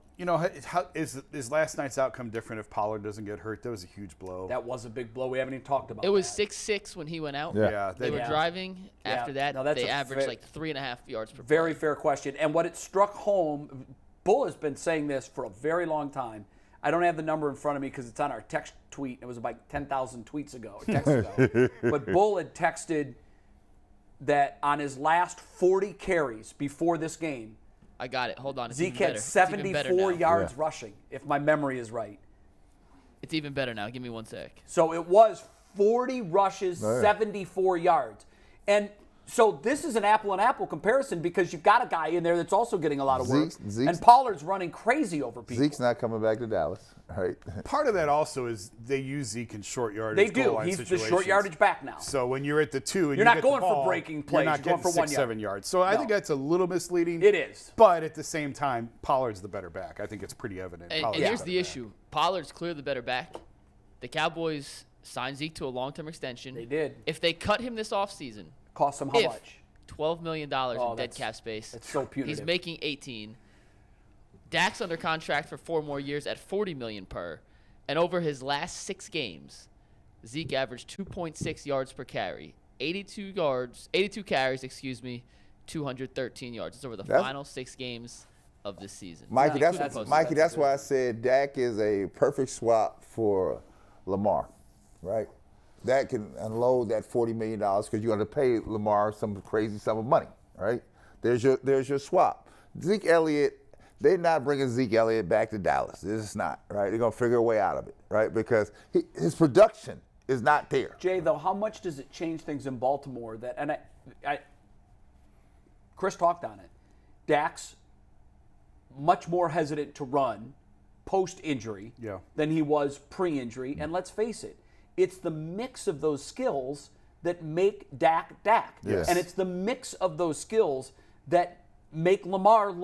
Yeah. And when one of those erodes, or you're not going to use it for fear of injury, you put a whole lot of pressure on the other one. And we've seen that, But conversely, Dak's a better downfield passer than he is a better downfield, but no question about that. So that it sort of balances out a little bit. It's a fascinating, I didn't even think of it until you mentioned it. It's a fascinating debate. And Jason, you know this. Sometimes, I don't care, sometimes you just have to go. Yeah, you need to change the scenery. It's not working here for you. But for whatever sometimes reason. you hit the reset button, and next year you come out and you're 7-11, and then you got a fan base, 7-10, you got a fan base saying, why the hell did you blow it up? They tried to reset with Dak a number of times in Dallas, right? Yeah. Yesterday was the last time, right? So I have to think that they're thinking, how can I do it? It's just like us. We cannot stay at the bottom. The Browns cannot stay at the bottom of the division. You have to make moves now, right? You can't deny them. You can't squint your eyes and say this is working. This is not working, right? That's why I keep going back to, and Kevin might be the nicest guy. I need an OC here that I have confidence in. I don't have confidence in him. Now, he may coach up inferior players, right? I haven't seen him coach up. What's ironic about that is the last head coach we had that had any real playoff success here was Marty Schottenheimer. Mm-hmm. Marty's tenure here ended because he refused to hire an offensive coordinator. He refused to give up play calling. Art laid down the law. You're going to hire somebody that's going to handle that. And Marty said, no, I'm not. And Marty was gone. Mm-hmm. And they never found one as good. And they never found a head coach as good. We haven't. Belichick was here for a span, but never had that kind of success. Right. Went on to have great success. Right. But it is interesting that in the annals of Browns history, the last time we had a real live NFL head coach that put fear into the other team, his tenure here ended over Play calling. There's so many different ways to do it. There's no one way that is the way. Teams have success a multitude of different ways. And how I said it before, when I was covering Ohio State, Trussell stood 35 yards away from the play with his back to the field, looking at his play sheet when he was the head coach. Nobody ever said a word. Well, they were winning. Yeah. Winning hides warts. It does. Always. And losing exposes them. Puts a spotlight on every wart you have. Yeah. What we've seen, and it's so funny because when Chris said this, I thought, you know what? And I know every team can play the what-if game. Right. But literally, you change the outcome of 3 plays. 3. And the Browns are 10-7. 3 plays. Fall on the onside kick. Or don't miss the extra. There's about 6 plays in the Jets game, but go ahead. Yeah, no, but I'm just going to give you 3. Just 3. Right. Yeah. Okay. Njoku drops a touchdown pass Saints. Yep. against the Saints that wins that game. Yep. Mm-hmm. Now you're at 9 and 8, which, by the way, was the cutoff. Right. And I'll guarantee you, off the top of my head, just thinking in all of the other losses, there has to be 1 play in all of those games. The pick in the end zone against the the pick Chargers. in the end zone. Yeah. That's it. That's 3, and now you're 10-7. York missing the field goal against the Chargers. Yeah, but you also made a field goal against a long field goal against the Panthers. Well, so, I'm just saying, you said pick certain plays. Yeah, right. I mean, and I know every team can do this. Every team can do the 1 play. The pass interference on Amari against the Ravens. That's a terrible call. Terrible call. I thought it was a terrible call. So, I mean, that's why when you try to figure out how much space is between the Bengals and the Browns, we were 7-10. We're 4 plays from being 11-6, and we match up well against the Bengals. I don't know why. You know what? I think that for divisional games, we've held our own the last 3 years. Part of it is the Browns know the Bengals so well. Well, they know us so well. Right, but I'm saying like all these teams, the Bengals are dominating everyone else in football. Well, they don't see them as often. So the Browns just know the tendencies, I think, a little bit more. Well, the Chiefs have played the Bengals. Than the Bills would. When the Chiefs play Cincinnati on Sunday, they're going to have played them the same number of times that the Browns have over the last 2 years. Is that right? Well, they played them twice last year. They beat them this year. Yeah, that's interesting. So there'll be 4. They'll have 4 games. If the Bengals go to the Super Bowl, the Chiefs against the Bengals are going to be 0-4, and the Browns against the Bengals are going to be 3-1. Like, I don't know what it is. I don't know if Kevin has uber focus in these divisional games, which are so critical to a team's success. But if you go 3-3 against a division that collectively won 38 games, that means that on average, these teams won 9.5 games. You're going 3-3 against your division. Mm-hmm. Why the hell can't you go 500 or better against the rest of the league, which isn't as good as Pittsburgh, Cincinnati, and Baltimore? It's a focus. It's just we're so close. It's frustrating. It's maddening how close this team is. Jay, but it doesn't feel close. No, because it's 2 years in a row of underperforming, and it's culture. And I had a conversation a couple of weeks ago with a guy who's played in the NFL. Now he works in the media, and he said, and I had made the point that, why is it that the Browns always seem to lose those games? He says, well, the answer is right in front of you. Because they always lose those games. Yeah. Why is it that Tom Brady always wins those games? In those close and late games, you're pre-programmed to do the things that get you over the hump. And the Browns culture is, we don't know what's going to happen, but something's going to happen. They got to figure out a way to kick down the door. And I thought we did. When we made the playoffs, I thought, okay, now the boat is turning away from the iceberg. Yep. And now it's like we're headed right back to the iceberg and we're real close I think to I mentioned it before, when the Jets, the debacle against the Jets, Clowney went off in the locker room and said, a bunch of losers, nobody knows how to win, the culture sucks. He wasn't wrong, but that's not helpful in the moment. You know, he is one of those veteran leaders who should be more helpful and assertive and help set the right culture. But that's just the feeling in the locker room. If there's a way to lose, they will find it. And that's what you have to change. That was the most devastating loss I can remember in my lifetime that wasn't a playoff game. Totally agree. It was the And they felt most it internally, damaging. too. They felt that. The other thing, the Browns are the recipient of that because that permeates around the league. Players not coming around here where the culture is not right. And they said the Browns, you go down there. Well, Watson did. Well, he did for what reason? For the money. That's right. Well, they're going to serve up everybody? Can't. They don't have enough now. Can't do it. They don't have enough to go around now. Can the Chiefs win if Mahomes isn't healthy? It's going to be real Not tough. 80%? I don't think so. If he's out on the field, they can win. If he doesn't play, no, they're not going to win. I think he needs to be his best because I think they're getting the best team in the AFC. I'll tell you what. Right now, Cincinnati is. The Mahomes that we saw in the second half couldn't move. No. If that's the Everything was 2 steps and throw. Yeah. 2 steps and throw. I saw plays where there was opportunity to just step up. He throwing off one leg. Couldn't move. So if that's the Mahomes that and you the get on Cincinnati Saturday, defense is better than Buffalo's defense. Yeah, especially across the front four. So I've got a real concern. I think Cincinnati should be favored by a touchdown. I don't know what's the line. They're getting Chiefs are favored by 1.5 last One I and a saw. half. Ooh, load up on that. Well, they say you have a high ankle Load up on sprain. that. You got a high ankle sprain here. And so they said, I think the word on the street was that he's feeling much better today, right? Well, they don't say that. I said, okay, a high ankle sprain, what are you going to do? Right? They're not going to say, boy, we're screwed. He woke up today and he sucks. He didn't feel good. Look at this video. This is so good. Yep.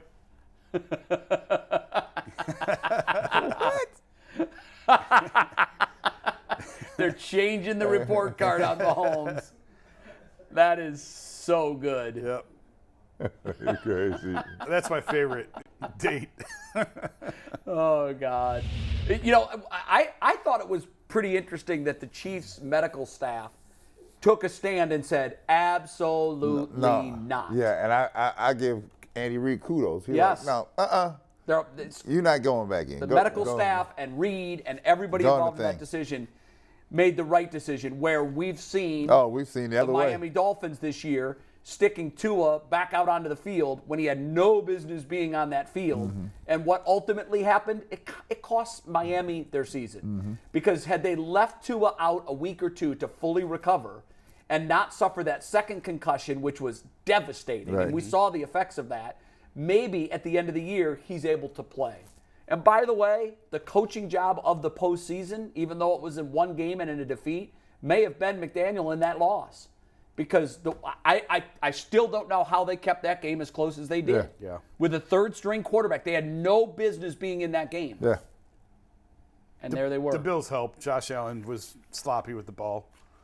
Now, what are they that saying game. in Buffalo this morning? Scratching their head. Because if they're thinking about, not that they're going to blow up what's going on in Buffalo, and they had the misfortune of, they went out and said, what piece is missing from this puzzle? Well, Von Miller. They got him, and he got hurt. Von Miller makes a difference in that game yesterday. I'm not saying that he makes such a difference that they win, but it changes the entire complexion of that game because they're able to get pressure where they were otherwise unable to do it. There's disappointment in Buffalo, certainly. I thought they were in the Super Bowl. I thought this was their year. And now another year goes by where they don't even get there. So just like, I do think there's going to be questions about the Chiefs. If they lose this game and they don't get back, I think there's going to be questions about underperformance and not meeting expectations. There absolutely will be. And certainly, I said, is Mahomes overrated? I shouldn't have said that. No, at no point is Patrick Mahomes overrated. Is the Reid-Mahomes combination the right one moving forward? Is the question that I think some will start to ask. Guys, I think overrated was the wrong word. I think underperformed is what Jason was looking for. Here's the problem, and this is what we fail to even grasp here, which is why I'm so concerned that this isn't going to end in a Super Bowl for the Browns.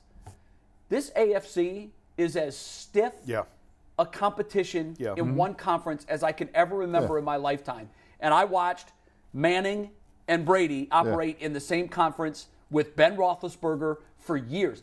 If Ben Roethlisberger had been in another time, how many Super Bowl rings does he get? He's got to compete with Manning and Brady every single year. I think what's in the AFC right now, quarterback-wise, is better than what we had for the 15-year stretch or whatever it was, 12-year stretch, where we had Manning, Brady, and Roethlisberger in the AFC. It's deeper now. I would take those three against any top three of any era. But I think it just runs deeper now. Because in Manning and Brady, you probably have two of the all-time greats ever. And Roethlisberger's a Hall of Famer, But, Mahomes' trajectory, God, we don't know what it is. Right. I mean, when we watch him, he does things that no one else has ever done. He looks elite. These no-look passes, these jump passes, these run up to the line of scrimmage, get the defense to collapse, and then, it's incredible what this guy can do. What's missing in Kansas City? A defense. I think that's it too.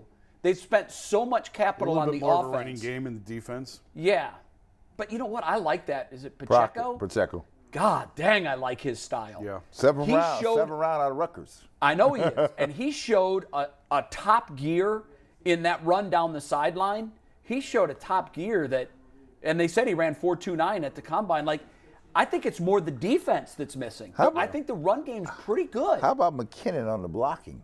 As a small guy, Yeah. picking up the linebacker coming in. Undersized and just blowing guys up popping that people are 40 pounds heavier. But to get back to what you were talking about, the depth of the quarterback play in the AFC, that's why Deshaun Watson is here, because the Browns said the same thing.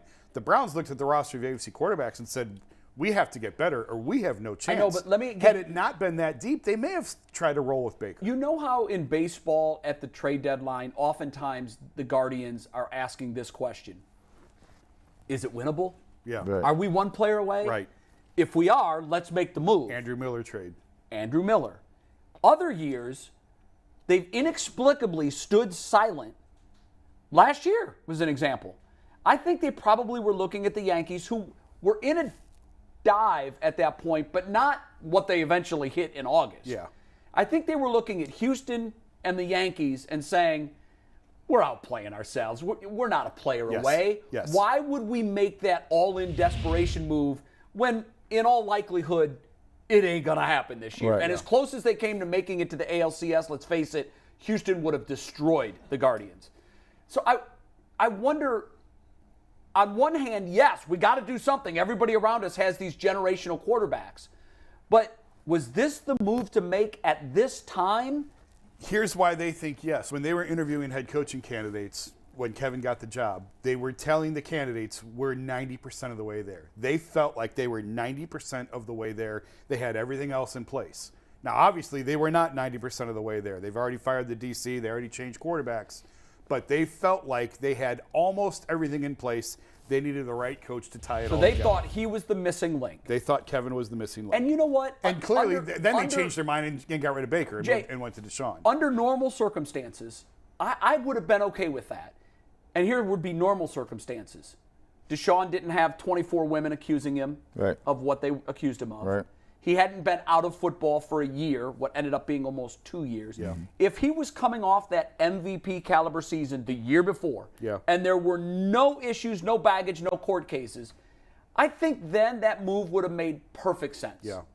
But because of all the extraneous stuff, I just think it gives you more reason to pause and to look back now and say, what have we done? So then, what's your move? Where do you go? Because if they came to the conclusion Baker is not in this class of Mahomes, Josh Allen, we have to get better at that spot. If it's not him, I don't know what the other move. And I was. don't either. Neither do I. And that's why they did. why They did what they did. But and without all those accusations, I'm not sure he's here. He's probably elsewhere. Another Probably team- is, because another somebody team else probably would have paid goes him. somewhere else. But to make a move, just because you have to make a move, is the wrong reason to do it. But they feel like they're all in. Nick Chubb's in the prime. Myles Garrett's. They have 3 Hall of Famers on this roster, I think. That's Guys why will be it's in a the Hall damn of Fame. shame they've played in 2 playoff games. Nick Chubb's going to the Hall of Fame at his trajectory. He has to do more. Myles Garrett's going to the Hall of Fame at his trajectory. Joe Bitonio's going to the Hall of Fame. He's a Hall of Famer. You got 3 Hall of Famers on this, and you have 1 playoff win. And that's the urgency. We have to do this right now. We have to fix But the you know quarterback what? spot right now. All of those And guys the are only- aging out. And the only option that was available to them was damaged. But he was the best of what was available to them. It goes to Had show they not you- done that, I don't know what else they would Luck do. plays a huge part in this too. When, all the years that the Browns had the number 1 overall pick, a guy like Joe Burrow wasn't sitting there. The one year the Bengals get it, there's Joe Burrow, Yeah. fresh for the taking, an Ohio kid. It's just like, Yeah. sometimes you got to be lucky. What you got, Mikey? We talked about 3 of the 4 playoff games. The other one happened Saturday night. It was fun. Haha. You for 50% off on Locked On codes, you get Built Bars for 15% off if you use code LOCKEDON15 at Built.com. 15% off.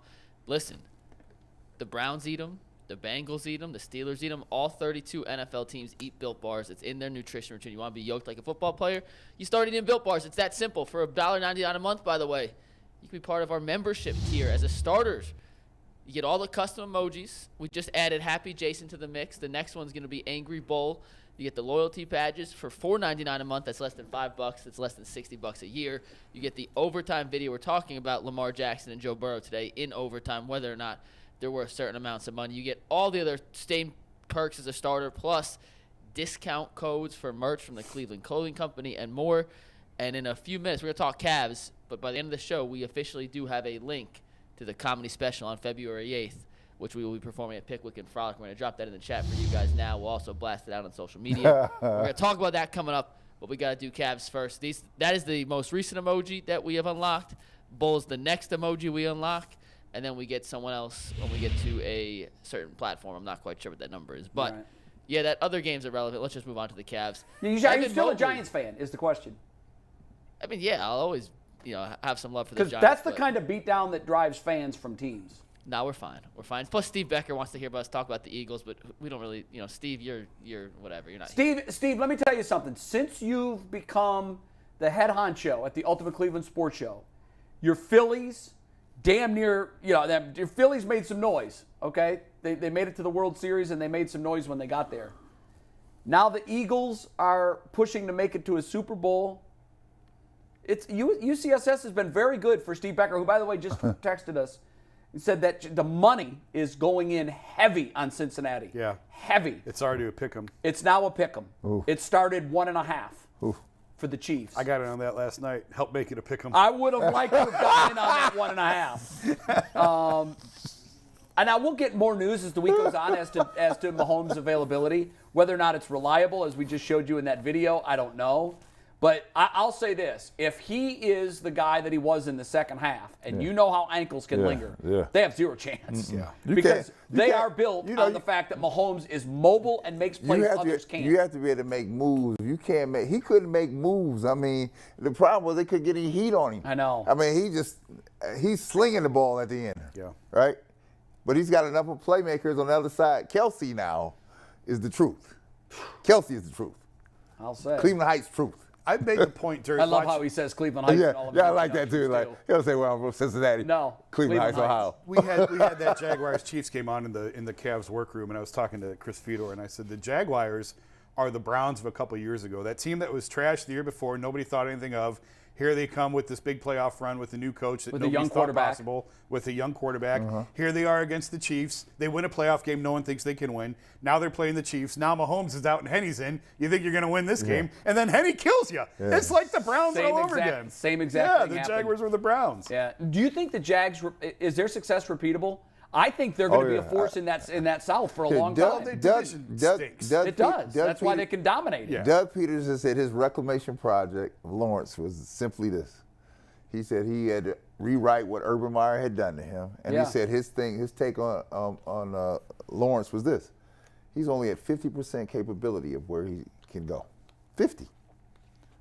Just think if he's playing at 50 now. Doug Peterson's stock is way up, isn't it? I liked him. I did even too. Before this year. I liked Doug Peterson. I thought it was unfair that he had to pay the price for what happened in Philly when you consider all the things that happened around him, because they went from Super Bowl to down like this. Yeah. And it wasn't totally unexpected. I mean, when you just looked at the way the team was constructed and how they did it, you knew that some of these contracts were aging out. Some of these guys were going to be gone. It didn't work out. And the next thing you know, he's out. Jim Schwartz is out. And now Schwartz is the DC here. Peterson, to me, looks like an offensive genius that can mentally handle an otherwise fragile quarterback. I think there's some fragility to Trevor Lawrence. I'd be a little nervous moving forward with him. Just the juxtaposition of his first half and second half, that's kind of what I'm thinking his career can be. He can be boom or bust. Boom or bust. Yeah. You just don't know which guy you're going to get. But I think with Doug Peterson pushing the buttons behind the scene, he's in a great spot. Peterson or Stefanski right now to lead the Browns. Who would you take? Oh, Peterson. Well, no doubt. I would, yeah. Yep, no doubt. Peterson, no doubt. But speaking of Peterson, let's talk about what about these Cavs this past weekend? The Cavs this weekend reminded me of Trevor Lawrence a week ago. They lose to the JV Warriors. Yep. I got to tell you, I'm so glad I didn't bet. I was going to bet healthy four figures Healthy 4 figures, that the Cavs win. Golden State sat everybody. Yeah, everybody. But you know what? In retrospect, what a stroke of genius by Steve Kerr. They go overtime in a tough loss to Boston. Yeah. They get in at 3 o'clock in the morning. Right. Well, yeah, the smart play is to rest all the guys that did all that heavy lifting and let fresh legs who want to show what they can do get a chance against a team playing without its superstar. Win. A frustrating weekend. They did come back and beat Milwaukee without Giannis. Giannis. Mobley played great. I look at more as like a 3-game stretch. Memphis, Golden State, and Milwaukee. Those are 3 playoff teams, playoff-tested teams, really good teams, and you're playing without Donovan. So what can we see? And we talked when I was in last week, ran through the play. I thought it was a terrible screen by Karras at the end of the game there. Didn't like you have a timeout left. You should have taken the timeout. I didn't like Okoro being the inbounder in that situation. But at the same time, these are young guys, and so you're trying to figure out what they have. You give them that experience. This is not April. It's not a playoff series. I would hope if you're in that spot in a playoff series, Kevin Love is your inbounder at that space. He's a veteran. He understands the internal clock. So, okay, then you go on to Golden State. Absolute trash. The whole night was trash. Awful. They showed their immaturity to me. It's a young team, immature team. They're looking across the side, seeing no Steph, no Clay, no Draymond, no Andrew Wiggins. We got this. And they got their asses kicked. They got smoked. That was embarrassing. Yeah, it was. Worst loss of the season? I think so. Absolutely. I thought so too. Yeah. So let me say to. And you know what? Real quick, I also feel bad for the fans because I saw what those prices were. Yeah, so was I. On the secondary market. Those tickets were not cheap that people were buying, and then they got That's the first. The Cavs haven't beaten Golden State since 2017. Well, 16. 16. No, I thought they won a game in 17. I saw they were 0-12 their last 12 regular season games. 17 in the Cavs made the NBA Finals in 17, right? Yeah. They may never beat them again, but they came back from 3-1. They got them. No, I know, but like they beat the Warriors once in the 2017 Finals. Yes. I'm looking into it. So let No, they did. So let me say that. So it's when you talk about Mobley, Mobley's up and coming. But what I'm cautious of is this. Mobley's not magic, right? Mobley, just do what you do. You're a guy that can play from the foul line in. You play big around the basket, and I want you to score. I don't need Mobley bringing the ball up. I don't need him going between his legs. I don't need that, right? This is not who you are, right? Your bread and butter is this. And just be good at your bread and butter, right? There are certain things that when you see a 7-footer, 6'11" bringing the ball up, because I was one of them, right? That's because I started out as a guard, right? So I had that in my pocket. It's obvious he didn't have it in his pocket, right? And so it's not something at this league that you can learn at a high level, right? But when he plays like he played against Milwaukee, that's what you need. I don't need you doing a multitude of things. I just need you doing a few things really, really well. The other thing I noticed in this thing was that for JB, first of all, we never inbound him with a 6'5", 6'7" guy. We're just not. You know, tall guys take the ball inbounds. Why? Because they put tall guys on a guy out of bounds. So right, they can get it in easy. So you can freaking see. That's the reason, right? The third thing is this. If you did not learn anything from the Memphis game, you learn this. If Donovan Mitchell is out, the rest of the league fears nothing on the Cavaliers except for Darius Garland.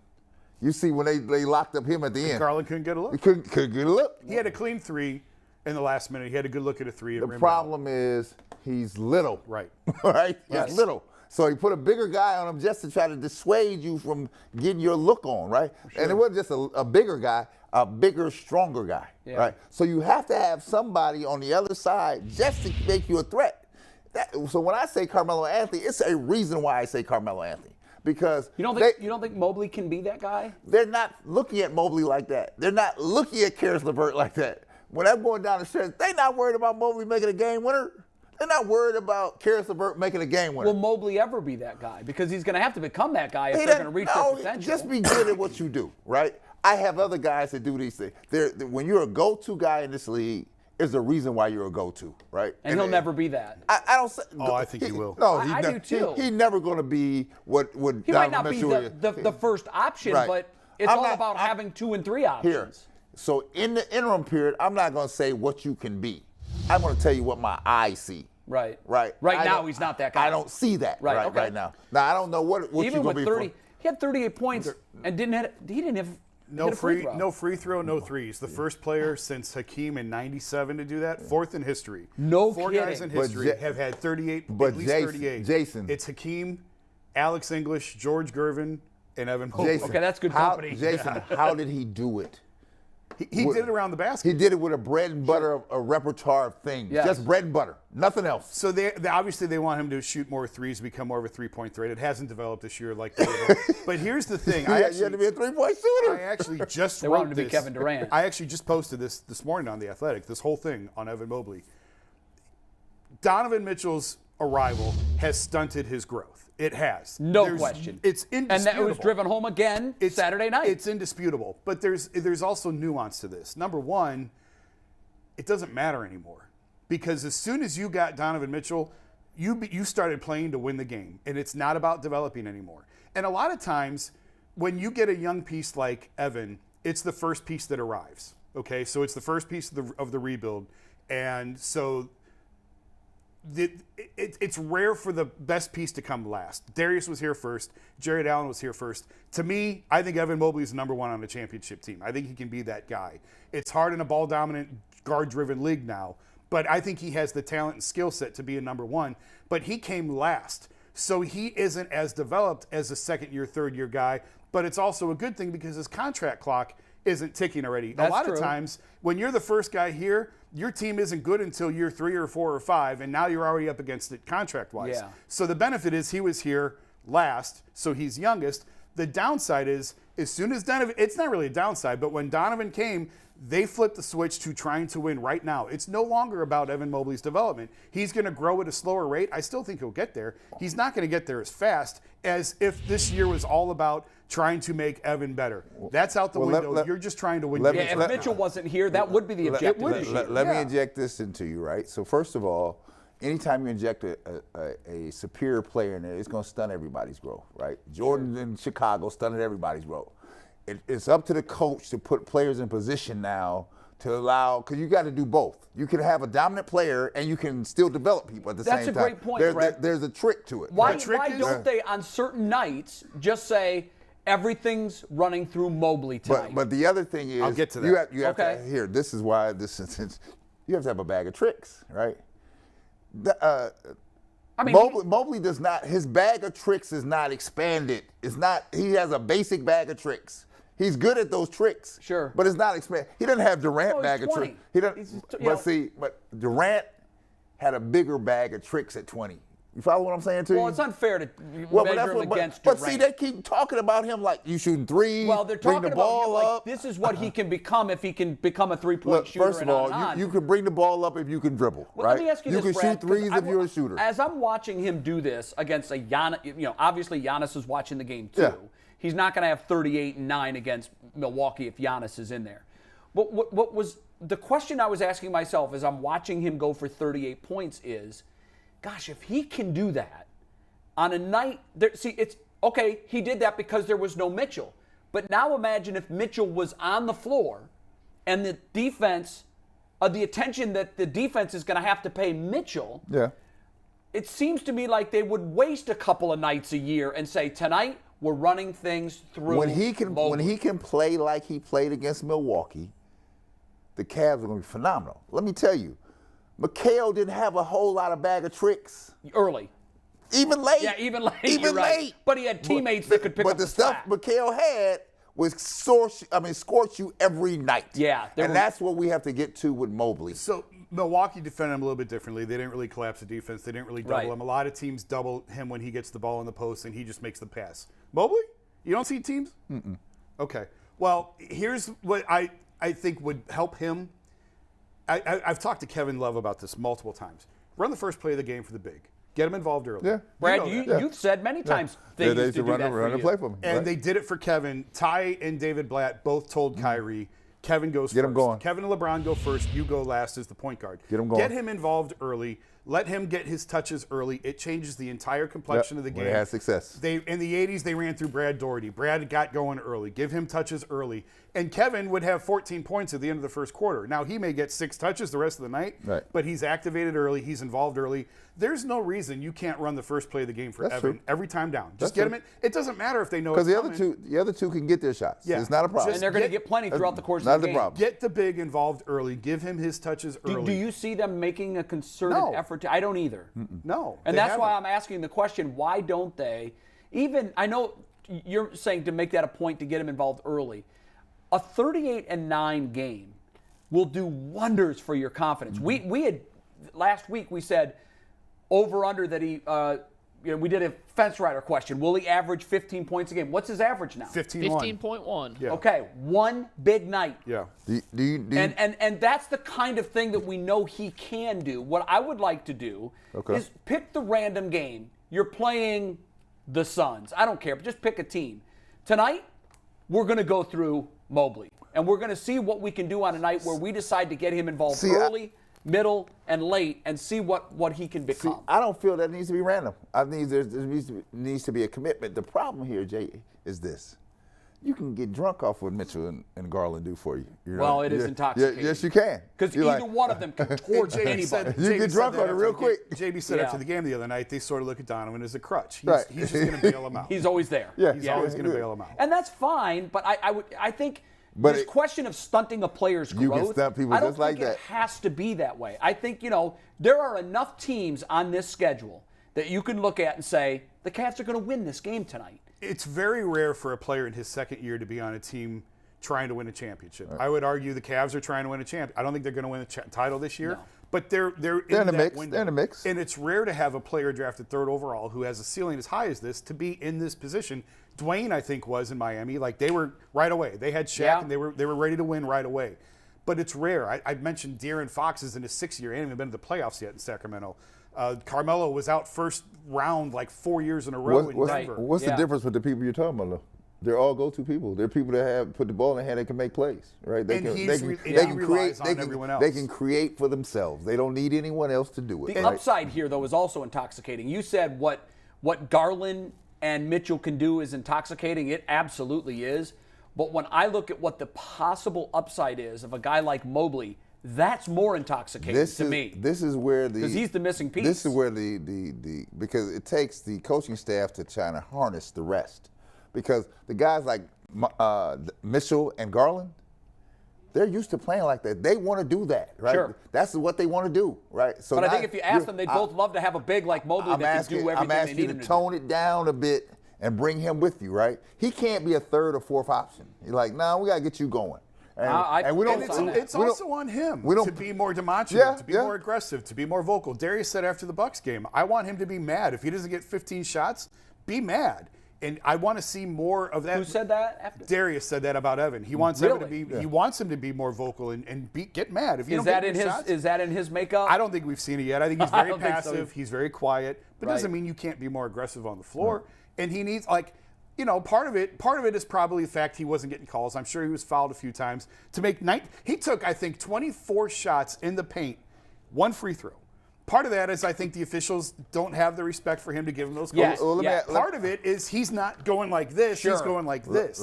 Be more aggressive going to the basket. He was 19 of 27, and 24 of those shots were in the paint. 2 of them were threes, 2 from the free throw line. I looked at his shot chart this morning. It was around 23, about 23 shots from the paint, 1 free throw. How does that happen? It really is. Some of those traits that you just talked about can be learned. But who is he learning from? There's nobody that plays his position on this team that he can soak that in from. Right. Let me ask you a question. How old were you when you came in the league? 22? 22. Okay. Compare yourself as a 22-year-old young rookie, just wide-eyed and, to the player you were, mentality, skill set at 26. Let's give it 4 years. What kind of growth did you experience in those 4 years? The growth I understood was what it took to become a pro, how to play with very dominant players. I came in as a very dominant player, right? Right. And I had to acquiesce. The focal point. I had to acquiesce that And it took me years to understand, like, why can't I be the guy at Ohio State guy? Yeah. Because we don't need the Ohio State guy. We need another guy, right? But I had no appreciation for the skill set I had, right? Because I kept looking for the other guy, right? The guy that I left in Columbus. Right. And so that takes So time. it took you a while to realize that guy's never going to be. Not on this team, it's not going to be. Right. Yeah. No matter how much your memory banks tell the you. two teams, I mean, Detroit and they didn't need that. Chicago, the last thing they needed. They didn't need that. They had everything but you. They needed pieces and parts to do other things, right? So what I hope for Mobley is as he continues to grow, that somebody has to nurture that. They have to encourage it, right? And they have to. So your point say, this is what they used to call it. I need you to get greedy. It's okay. Phil Jackson used to call me in. This was Doug was the head coach, right? Phil Jackson was the assistant coach. Phil called me in the locker room after practice. I mean, in the office after practice. He said, "Let me sit down with you. I want you to shoot every damn ball." I said, "What?" He said, "I want you to shoot every damn ball when you get it." I said, "Phil, that's not my MO." I said, "Not on this team, that's not my MO." He said, "I don't care. Shoot every damn ball." Why was he saying that? Because he wanted me, because you have to fight for space here. Because Garland and Mitchell not give you any space. You got to fight for that space. You got to claim that space so they know that when the ball game comes, I better get him some touches here or it's going to be a price to pay here. Somebody going to get going off on the locker room here. And if you don't fight for that space, what happens is the first thing the star players think, well, oh, he don't want that. Don't worry about him. He's not thinking about that. You see what I'm saying? So your mentality has to change here. But it has to be nurtured because I guarantee you, Mobley just out of college, he doesn't know.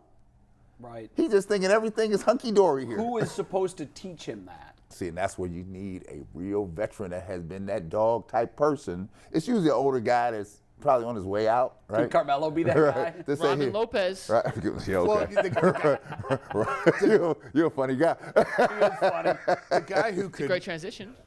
Real quick before you transition, Kevin Love probably isn't the vocal nasty that you're talking about, but he's lived that life. He could teach him. And I think he is, of like how to fight for oxygen when you're the third wheel in a three-spoke wheel. Ironically enough, Kevin, his career went in a different way. Kevin was it in Minnesota. Yeah.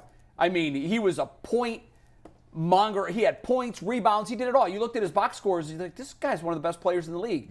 Well, then he came to Cleveland, and his role was changed dramatically. Playing with two ball-dominant wings. Yes, and he figured it out. So Kevin should be the guy that tutors him and tells him, this is what we need from you. This is what you have to become. Because right now he thinks greedy is bad. Greedy is not bad. Greedy helps this team because you're growing. You're going to grow at a faster clip than the clip that you're growing at. He's going in incremental steps here. But we need more growth here. And the only way you get growth is you got to get out here and experiment on some things, right? Yeah. I want you to come out one day. I don't give a damn if you 0 for 20. I don't care. Shoot. Pull it. Yeah. Right? That sends a message to everybody, you better drop this ball in here to me. You see him on the post. You see how many times they look him off on the post? Yeah. Like, I'm not going to throw it to you. I'm going to go the other way. Run the first play of the game for him. Bring that ball back up here. Don't drop that ball in here. We're going to have a problem. Run the first play of the game for him. Get him 4 or 5, 6 touches in the first quarter. Get him 5, 6 shots. Get him activated early. I think it'll make a difference in how he plays long. It also will make a difference in how teams defend the Cavs. Yeah, no question. They're going to have to put more assets on him if they realize that he's an option and they're going to go to him. See, he's like a third wheel on offense, and then they expect him to clean up everything on the defensive end. Clean up everything, block them shots, get us the rebound, and outlet the ball to me. I'll tell you, though, That's what after they think. watching him, I was probably as frustrated as I had been all season about the Cavaliers on Friday night. Right. I was super frustrated, and I was starting to ask myself, are we seeing, and I talked about this last week, my fear is we're starting to see little signs that we're going to go into this second half dive like we did last year. Yeah. They're 5-5 in their last 10 games. They're very average. They're losing to teams they should beat. Now, granted, they did lose a tough one at Memphis to a good team. That's a tough team. But after seeing him do what he did Saturday night, I was re-energized to say, if we get more of that in the second half of the season and he becomes a legitimate third option, this team has a very high ceiling. But see, the problem comes back, Mitchell was out, I know. right? So there was oxygen to be had, and he took it. Exactly. Hey, Mike, I know you want to talk a little bit about the Guardians. I'll foretake my final take. How did that go, the Guard Fest? There's a story there, isn't there? Yeah, Guards Fest was awesome. It was quite the event they put on. Well attended? There was a ton of people there. I took Jason my was there boys. as well. Nice. I myself went to try and get some interviews and do some fan stuff. My timing could not have been worse. It was not the Guardians' fault whatsoever. I went in, got there in the media window, and they told us to get there. Saw Curtis. He showed me where to go. We just don't use the scrum interviews like Channel 3 would use or the other outlets do. So we want one-on-ones. Yes, and they weren't, they were nice, but they're like, if we give you one, then everyone's going to need one, and there's 50. So there were no one-on-ones available? Well, in the time that I was there, it was like No. Tito's coming in. It was all the big guys, and if Okay. you take any of those guys out, they all want them. So I'm like, all right. No, you I'm know with you. Scrum interviews don't do much for me. If you So can I'm like, get a all guy one-on-one and you Yeah. can... So I was like, all right, I'll pivot. I'll do a fan piece.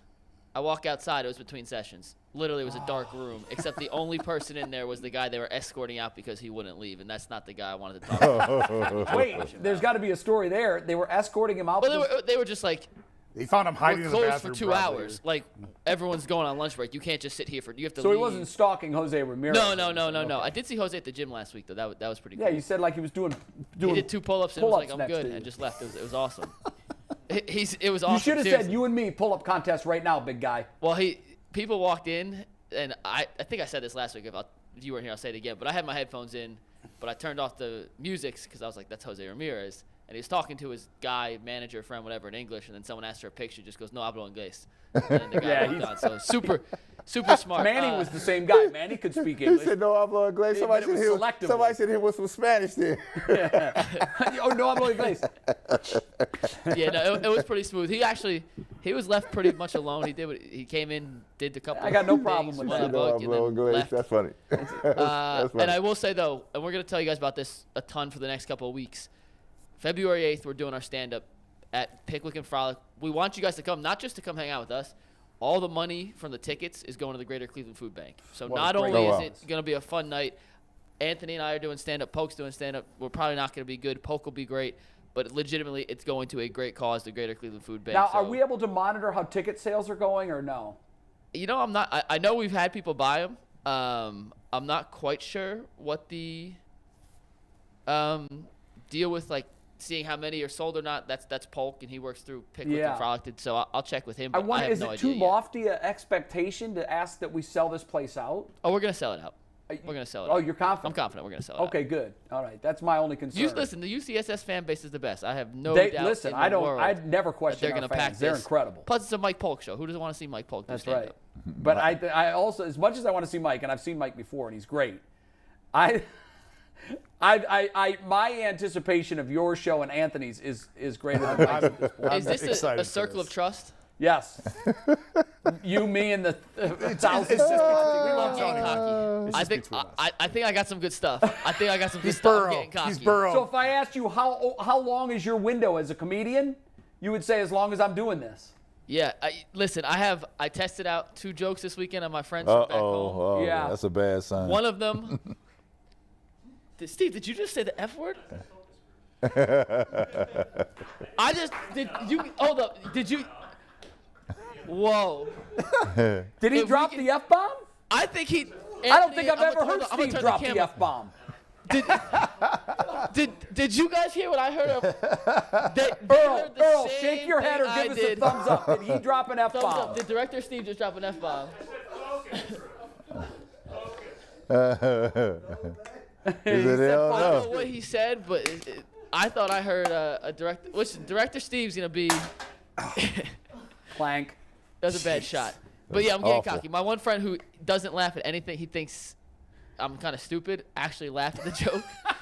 The other one who laughs at everything laughs, so I'm like 101 on what I think. Do you want to try any material out here right now? Like, is No, there, no. You better save it. I'm You better not. save Yeah, it. listen, I don't have enough to waste anything beforehand. I got 8 jokes and they last 10 My minutes, goal and that's is to all I get got. one legit laugh.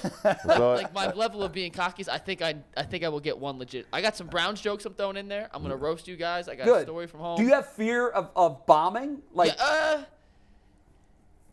No, because. Well, yeah, Because I you're guess now cocky. I am. If I'm getting a little cocky, yeah, I am be worried if no one laughs. I will be worried if no one laughs. Mike, I love how transparent you are. I really do. You have many, many terrific qualities, but my favorite is just how damn transparent you are. I'm cocky. Are you worried? Yeah, kind of. Like I was telling my Never dad, change. Like I've done live hits. You know, I worked in TV, so I've done some pretty big events. Sure. That stuff I'm not nervous about. I am a little nervous that this is Live gonna be crowd.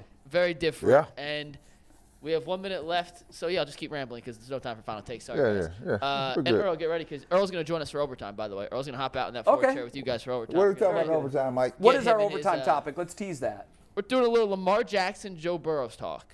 Is Okay. Lamar Jackson worth the money? And if he's not, is Joe Burrow worth more guaranteed than Deshaun Watson? Okay, that's for our overtime segment, and that is overtime for our coaches tier members. $4.99 a month, $60 a year. What you get is an extra 15 minutes of content every single day. It's always a hot and wild topic, and it always gets pretty hot.